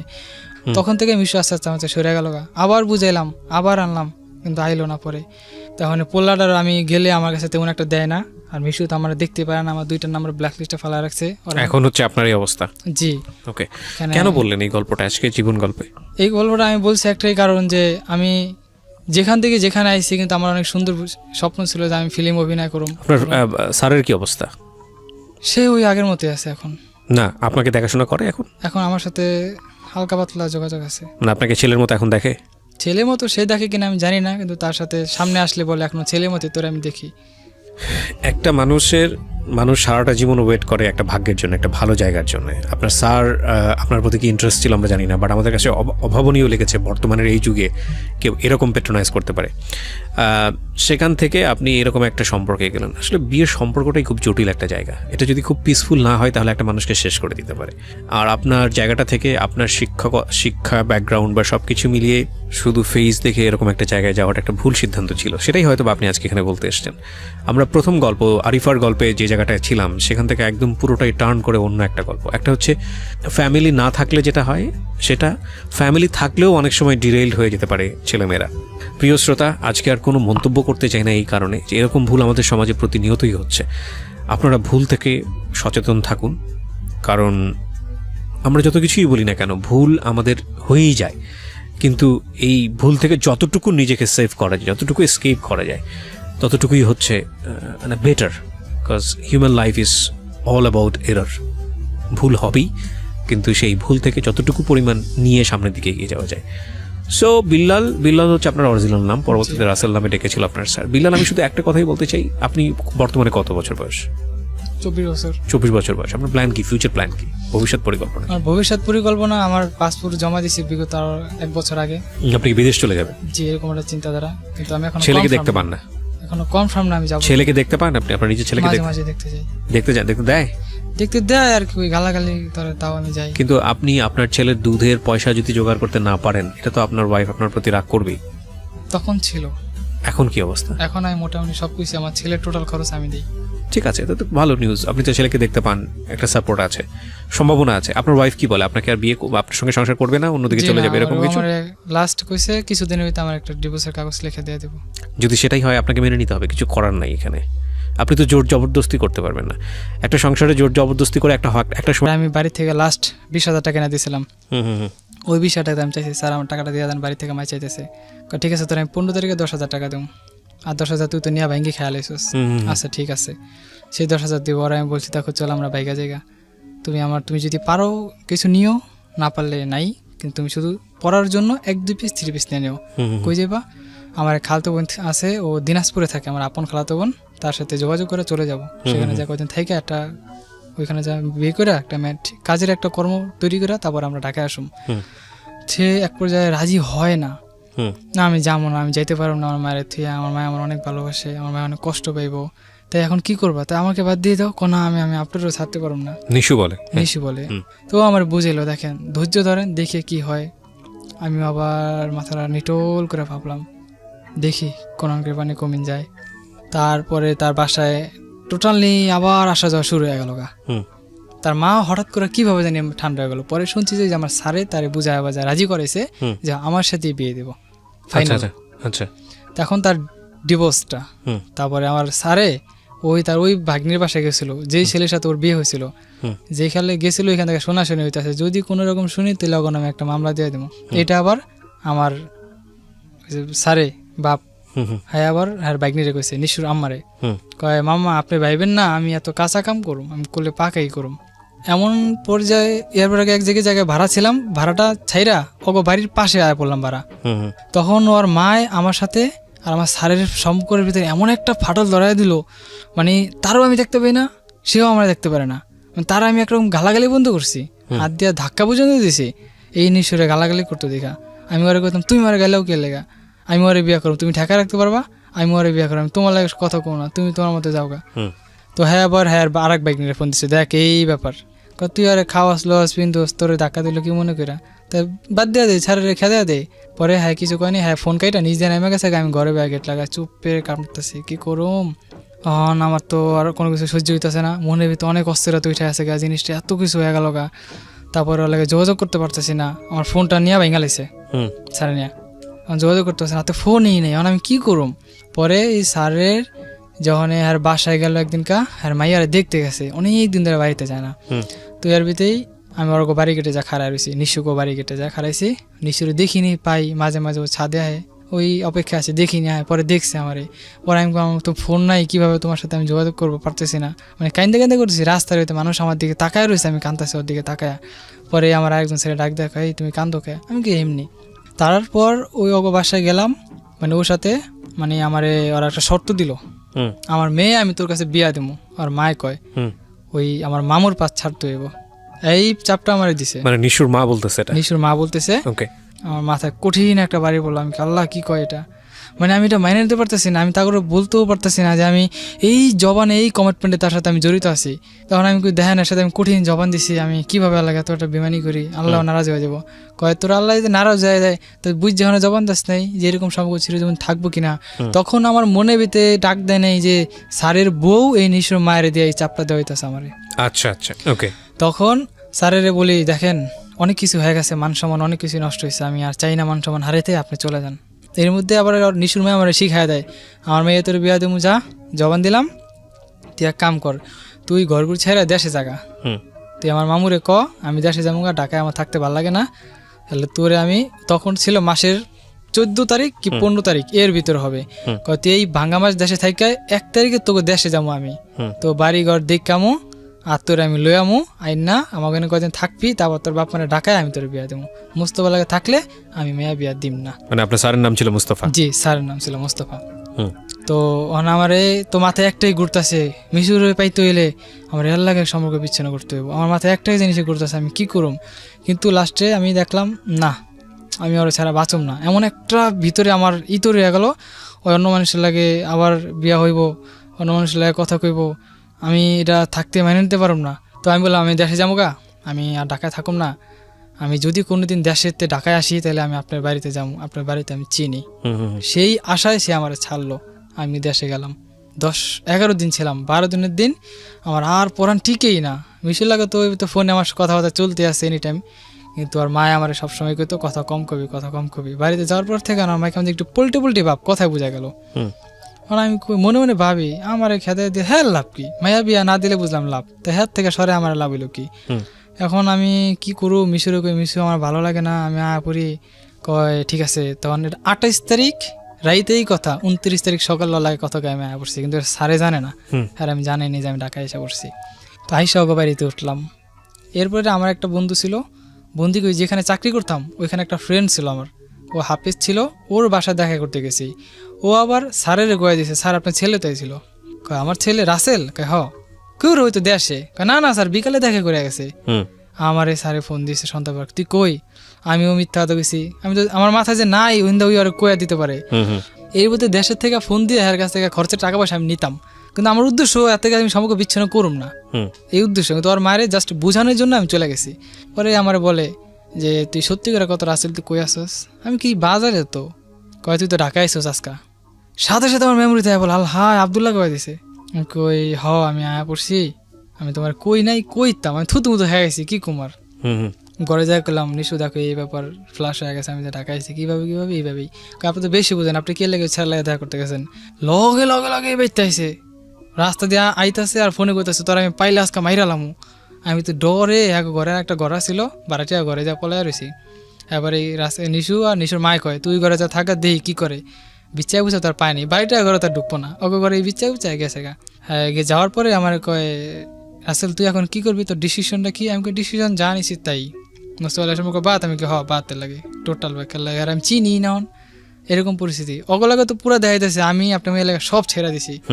তারপরে এই নিশু আমারে কইতেছে এখন কি করবেন তাহলে আপনি, আমার এই চাকরিটাও গেছে গা, আমি এখন টোটাল বেকার, দেশে 15 দিন থেকেছি, কাজ কাম নাই। তো এর ভিতরে আমার মায় আমার হঠাৎ করে ফোন দিয়ে এলো, কয় কি রে তুই তো দেশে এতদিন কোনোদিন থাকস নাই, কি হয়েছে তোর? আমি কি না কিছু হয়নি, আর এত কিছু হয়ে গেছে আমার মাই জানে না। ও ঘরে থাকার 5-7 দিন পরেই গেলো, রাসেল কাজ কাম কর একটা। আমি কি একটা কাজ করুম, আমার গাড়ি শিখার ইচ্ছা, ড্রাইভিং শিখুম, আপনি আমার ড্রাইভিংটা শিখাই দেন, চাকরি আমি একটা বাস করে নিতে পারবো, পারবি তো? আমি কি এই কয়া ওর মায় আমার 1 মাস ঘুরাইছে। নিশুর মা? হ্যাঁ। আচ্ছা। ড্রাইভিং শিখামু, তুই টেনশন করিস না। আমি কইছি তোর ড্রাইভিং শিখামু, তোর আমি বিদেশ পর্যন্ত পাঠামু, তুই যাবি? আমি কি আমি যাবো। তোর ড্রাইভিংটা শিখা তোর আমি বিদেশ পাঠামু। তো ওই আশায় আমি আর নিশুরের একদিনকার আগে কি লিয়া জানি ঝগড়া লাগলো, ওই আমার বকা দিছে জিদ্দের মাথা। পরে আমি পরে একটা লাঠিতে বাড়ি মারছি। খবর পাই আইসে ওর মায় আমার একটা থাপ্পড় মারছে ঘরের ভিতরে, তুই বাইরে অক্ষণে। পরে আমি বাইরে গেলাম, মিশিয়ে গেলাম, তুমি আমার ফোন দিও। ওই আর বড় বোনের বাসায় গেছে গা, আমিও পিছিয়ে ফলো করতে গেলাম। ওইখানে গেছি, ওকে বাসায় গেছি। ওকে বাসায় যে গেট খুলছে, গেট বাড়িতে মানে গেট খুলছে, তো যাতে গেট সিটকিন না লাগাতে পারে কারণ আগে আমি হাত ঢুকাই দিছি। হাত ঢুকাতে আমার অনেক জোরে একটা চাপ দিছে, এই জায়গায় আমি হাড্ডিতে ব্যথা পেয়েছি। আমার ব্যথাটা এখনো মাঝে মাঝে ওঠে। তো ঘরে গেলাম, মিশিয়ে গেলাম, তুমি চলো আজকে তোমার আমি জামগা। মিশিও রাজি, সবাই রাজি। ওনার মা আমারে এই অনেক থাপড়াইতেছে, অনেক মারতেছে। তারপরে একটা লাঠি দিয়ে বাড়ি মারছে, বাড়িটা আমার ঘরের উপরে পড়ছে। ওই ব্যথায় আমি অনেক চিখের বেড়া কাঁদছি। পরে নিজের মাথায় নিজের জিদ দিয়ে গেট ওয়ালের ভিতরে 4-5টা বাড়ি মারছি মাথা। পরে ওর অন্য ঘরে নিয়ে আটকে রাখছে। পরে ওই দিনকার জোর করে লয়ে আমি গেছি লয়ে গেছি, কারণ কই যাবো, ঘুরতাছি গাড়তাছি। লাস্টে ওই মোস্তফার লাগে আবার যোগাযোগ করছি। হ্যাঁ, আমার বুঝায় ওখানে আবার পাঠাইলো। ওর মেয়ে আমার ফোন দেয়, আমি নারী নির্যাতন মামলা দেবো তোর নামে। ঠিক আছে, নারী নির্যাতন মামলা দিয়ে আপনি। পরে ওর বোন একটু ভালো ছিল, তো ওর বোনের বাসা আমার 20 দিন ডাকছে। তো ওই 20 দিনের বাসা থাকলাম। ফেব্রুয়ারির 1 তারিখে পাশের ঘর খালি হয়েছে, ওই ঘরে আমি ঢুকছি। ওর বিয়ে করলাম, হুজুর দিয়া বিয়ে বসলাম। তখন টাকা পয়সা ছিল না, টাকা কই পাম আমি। পরে যে আমার যে একটা ফ্রেন্ড আছে না, ও হাফিজ ছিল, ও মানে কলমে টলমে পরে নিয়মকরণ দিয়া বিয়ে পড়ায় দিছে। কইছে বিয়ে, আমি জিজ্ঞাসা বিয়ে ফরজ হয়েছে? ফরজ হয়েছে। পরে বিয়ে পড়াইছে, ওইভাবে চলতেছি, টাকা নাই, খাইতে পারি না, কি করুম। পরে ওকে বাড়ির সামনে নিচে দাঁড়ায় আমি চিন্তা করতেছি কি করুম। পরে একটা রিক্সাওয়ালার সাথে আমার দেখা হইলো। আমার সামনে রিক্সাওয়ালাটা প্যাসেঞ্জার নাম হইলো। আমি জিজ্ঞাসা করলাম, ভাই রিক্সা কত টাকা জমা? জিজ্ঞাসা করলাম, বললাম সব বিস্তারিত। ভাই এই ব্যাপার, আমি বিয়ে শাদী করছি। ও আমার গুলো, ভাই রিক্সা চালাইলে কোনো ঘরে কোনো অভাব থাকে না, লজ্জা শরম ফালা। ওই এলাকার বাইরে একটা রিক্সা গ্যারেজ ছিল, আমি সেই গ্যারেজে ঢুকলাম। আমার রিক্সা দিব না, অন্য একটা গ্যারেজে গেলাম। ভাই দেন আমারে, আমার এই ব্যাপার অনেক কষ্ট হইতেছে। আমার বললে আমি খাইতে পারতেছি না, আমার বউ না খায়া থাকে। পরে ওই গ্যারেজের ম্যানেজারটা দেশি ছিল, কয় ঠিক আছে যাও ভাই, তোমার একটা রিক্সা দিমু আমি। ওই রিক্সা আমি প্রথমে একটা খ্যাপ মারছিলাম আপনার গুলিস্থান থেকে তাঁতিবাজার মোড় পর্যন্ত 20 টাকা দিছে। ওইখান থেকে আবার লক্ষ্মীবাজার একটা স্টুডেন্ট খ্যাপ নিলাম, ওইখানে 20 টাকা দিছে। এই 40 টাকা খ্যাপ মাইরা আমি দিয়ে আর খাইতে পারি না, আমার ভিতরটা শুকায় গেছে পরে পানি খেলাম 4-5 গ্লাস, খাইয়া অনেক সুন্দর পড়েছি। একটা রিক্সা এলাকায়, বাবা তুমি কান্দো কে? কইতে পারি না যে আমি বিয়ে করছি বয়সে। 360 টাকা হয়েছে আমার কাছে তখন। চলে গেছি 60 টাকা রিক্সা জমা দিয়া, হাত মুখ দেওয়া, ফেরিস টেসা চলে আসে। মিশতে বুঝতে না পারে, ওরি দেওয়া চাইল ডাইল মোটামুটি 2-4 দিন চলার মতো সবকিছু করে লাইছি। পরে এই রিক্সা চালাইতাছি 9 মাস রিক্সা চালা আমি কালা ভূত হয়ে গেছি ধর আমি বুক করতাম, রোহিতের কাজ করি, তো এই অবস্থা। তারপরে এর ভিতরে ওর একটা প্রাণের চাকরি পেয়েছি। আবার রিক্সাওয়ালা কথা কইতে প্রাণের দুধ বেছে কথা কইতে ওই চাকরি নিয়ে আনিছি, 9,000 টাকা বেতন দিব। চলতাছি এর ভিতরেই ওর পেটে একটা বাচ্চা এসে পড়ে, অ্যাক্সিডেন্ট, কোনো প্ল্যান প্রোগ্রাম ছিল না। ওকে। সেই বাচ্চা আসা পরে ওনার মায় পুরা বাড়ি তার বাচ্চাটা কিভাবে ফালাই দিব। আমি কি তুমি তোমার বিবাহিত স্ত্রী হয়ে থাকো, আর যদি আমাকে তোমার স্বামী হিসাবে মানো, তাহলে আমার কথাই শুনবা তুমি। ওইভাবেই ফাইনাল বাচ্চা ফালাইবো না। এই প্রায় 8-9 মাস হওয়ার পর থেকে ওর মার লাগে একটা মিল হয়ে গেল মিল হয়ে যাওয়ানে। তখন ওর মারে আমার একটু দেখলো, কথাবার্তা কয়। তখন ওর বাড়িতে আমার ভিতরে একটা ফাটল ধরাই দিল। পরে ওর মায় আমার কাছ থেকে নিয়ে গেল, মানে আমারই যাইতে দেয় না। পরে আমি গেছি মতো আমার এই ক্রিকেট খেলার স্টাম্প ফেলে দিয়ে আমার অনেক এগুলো অনেক মারছে। প্রায় অনেক দিন পর বিছনা ছিলাম। আবার ওর মায়, আমি আমার বউয়ের কাছে গেছি দেখা। ওকে। ও যে বিয়ে করেছেন এটা কি আপনার ফ্যামিলিতে জানে, মানে আপনার বাবা মা জানে? জানতো, কিন্তু কেউ ছিল না, নিজস্ব লোক। তারপর আমি এখান থেকে কাঁদতে চলে গেছি তখন বাচ্চা হইব ডেলিভারি। তখন আমার ছোট বোন ওই যে তুলি আমার ফোন দিয়ে, রাসেল ভাই এই ব্যাপার মিশুতে হাসপাতালে। পরে এর ভিতরে ওর মার একটু ক্রাইম ছিল, সেটা আমি বলবো না। পরে এটা যে কোনো একটা কারণে পুলিশ র্যাব ধরে নিয়ে গেল ওর মারে। ওই আমার বাচ্চা হইলো, ওর মায়ে রোজার 20 দিনের দিন ছাড়া পাইয়া আমার আবার মারছে স্টাম্প দেওয়া। তারপর আমি সাথে সাথে ওর মার বাসায় পুলিশ নিয়ে গেছি। পুলিশের সামনে ওরা জিজ্ঞাসা তুই ওর ভাত খাবি? আমার কাছে না, আমি ওর ভাত খামো না। পরে আমি নাই মায়া পড়ছি।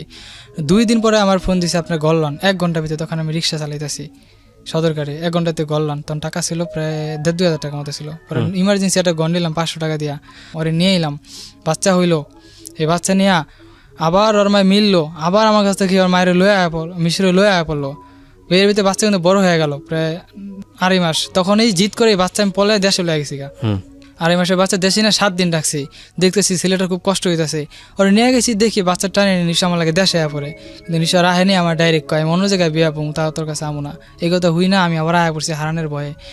তখন থেকে মিশু আস্তে আস্তে আমার সরে গেল গা। আবার বুঝাইলাম, আবার আনলাম, কিন্তু আইলো না। পরে তখন পোল্লাটার আমি গেলে আমার কাছে তেমন একটা দেয় না।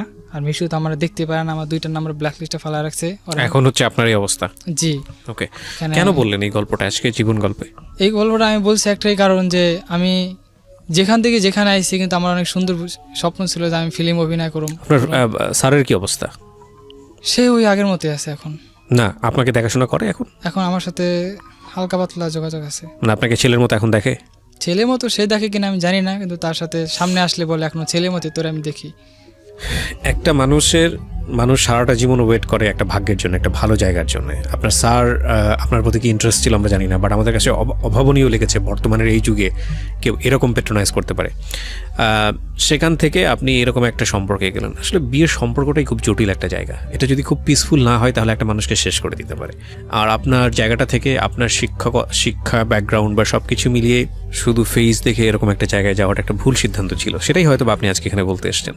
আমরা প্রথম গল্প আরিফার গল্পে যে জায়গাটায় ছিলাম, সেখান থেকে একদম পুরোটাই টার্ন করে অন্য একটা গল্প। একটা হচ্ছে ফ্যামিলি না থাকলে যেটা হয়, সেটা ফ্যামিলি থাকলেও অনেক সময় ডিরেইলড হয়ে যেতে পারে ছেলেমেয়েরা। প্রিয় শ্রোতা, আজকে আর কোনো মন্তব্য করতে চাই না এই কারণে যে এরকম ভুল আমাদের সমাজে প্রতিনিয়তই হচ্ছে। আপনারা ভুল থেকে সচেতন থাকুন, কারণ আমরা যত কিছুই বলি না কেন, ভুল আমাদের হয়েই যায়। কিন্তু এই ভুল থেকে যতটুকু নিজেকে সেভ করা যায়, যতটুকু এসকেপ করা যায়, ততটুকুই হচ্ছে মানে better. Because human life is all about error. ভুল হবেই, কিন্তু সেই ভুল থেকে যতটুকু পরিমাণ নিয়ে সামনের দিকে এগিয়ে যাওয়া যায়। সো বিল্লাল হচ্ছে আপনার অরিজিনাল নাম, পরবর্তীতে রাসেল নামে ডেকেছিল আপনার স্যার। বিল্লাল, আমি শুধু একটা কথাই বলতে চাই, আপনি বর্তমানে কত বছর বয়স? 24 বছর। 24 বছর বয়স। আপনার প্ল্যান কি, ফিউচার প্ল্যান কি, ভবিষ্যৎ পরিকল্পনা? আমার ভবিষ্যৎ পরিকল্পনা, আমার পাসপোর্ট জমা দিয়েছি বিগত 1 বছর আগে। আপনি কি বিদেশ চলে যাবেন? জি, এরকম একটা চিন্তাধারা, কিন্তু আমি এখন ছেলেকে দেখতে পান না? এখনো কনফার্ম না আমি যাব। ছেলেকে দেখতে পান আপনি? আপনার নিজের ছেলেকে মাঝে মাঝে দেখতে যাই। দেখতে যান? দেখতে দেয়? দেখতে দেয় আর কি, ওই গালাগালি করে, তাও আমি যাই। কিন্তু আপনি আপনার ছেলের দুধের পয়সা যদি জোগাড় করতে না পারেন, এটা তো আপনার ওয়াইফ আপনার প্রতি রাগ করবেই। তখন ছিল। এখন কি অবস্থা? এখন আমি মোটামুটি সবকিছু, আমার ছেলের টোটাল খরচ আমি দিই। ঠিক আছে, এটা তো ভালো নিউজ। আপনি তো ছেলেকে দেখতে পান, একটা সাপোর্ট আছে, সম্ভাবনা আছে। আপনার ওয়াইফ কি বলে? আপনাকে আর বিয়ে, আপনার সঙ্গে সংসার করবে না, অন্যদিকে চলে যাবে, এরকম কিছু? লাস্ট কইছে কিছুদিনের ভিতরে আমার একটা ডিভোর্সের কাগজ লিখে দিয়ে দেব। যদি সেটাই হয়, আপনাকে মেনে নিতে হবে, কিছু করার নাই এখানে। আপনি তো জোর জবরদস্তি করতে পারবেন না। একটা সংসারে জোর জবরদস্তি করে একটা সময় পর্যন্ত রান করা যায়। এখানে একটু কথা আছে। হ্যাঁ বলেন। কথাটা হচ্ছে 1 মাস আগে ও আমার সাথে আবার আইসা পড়ার প্ল্যান করেছিল, তুমি ঘর নাও। আমি ঘর নিছি। ওই তো, কখনো আপস, কখনো ডাউন, কখনো আপস, কখনো ডাউন, করতে করতে দেখা যায় শেষ হয়ে যায়।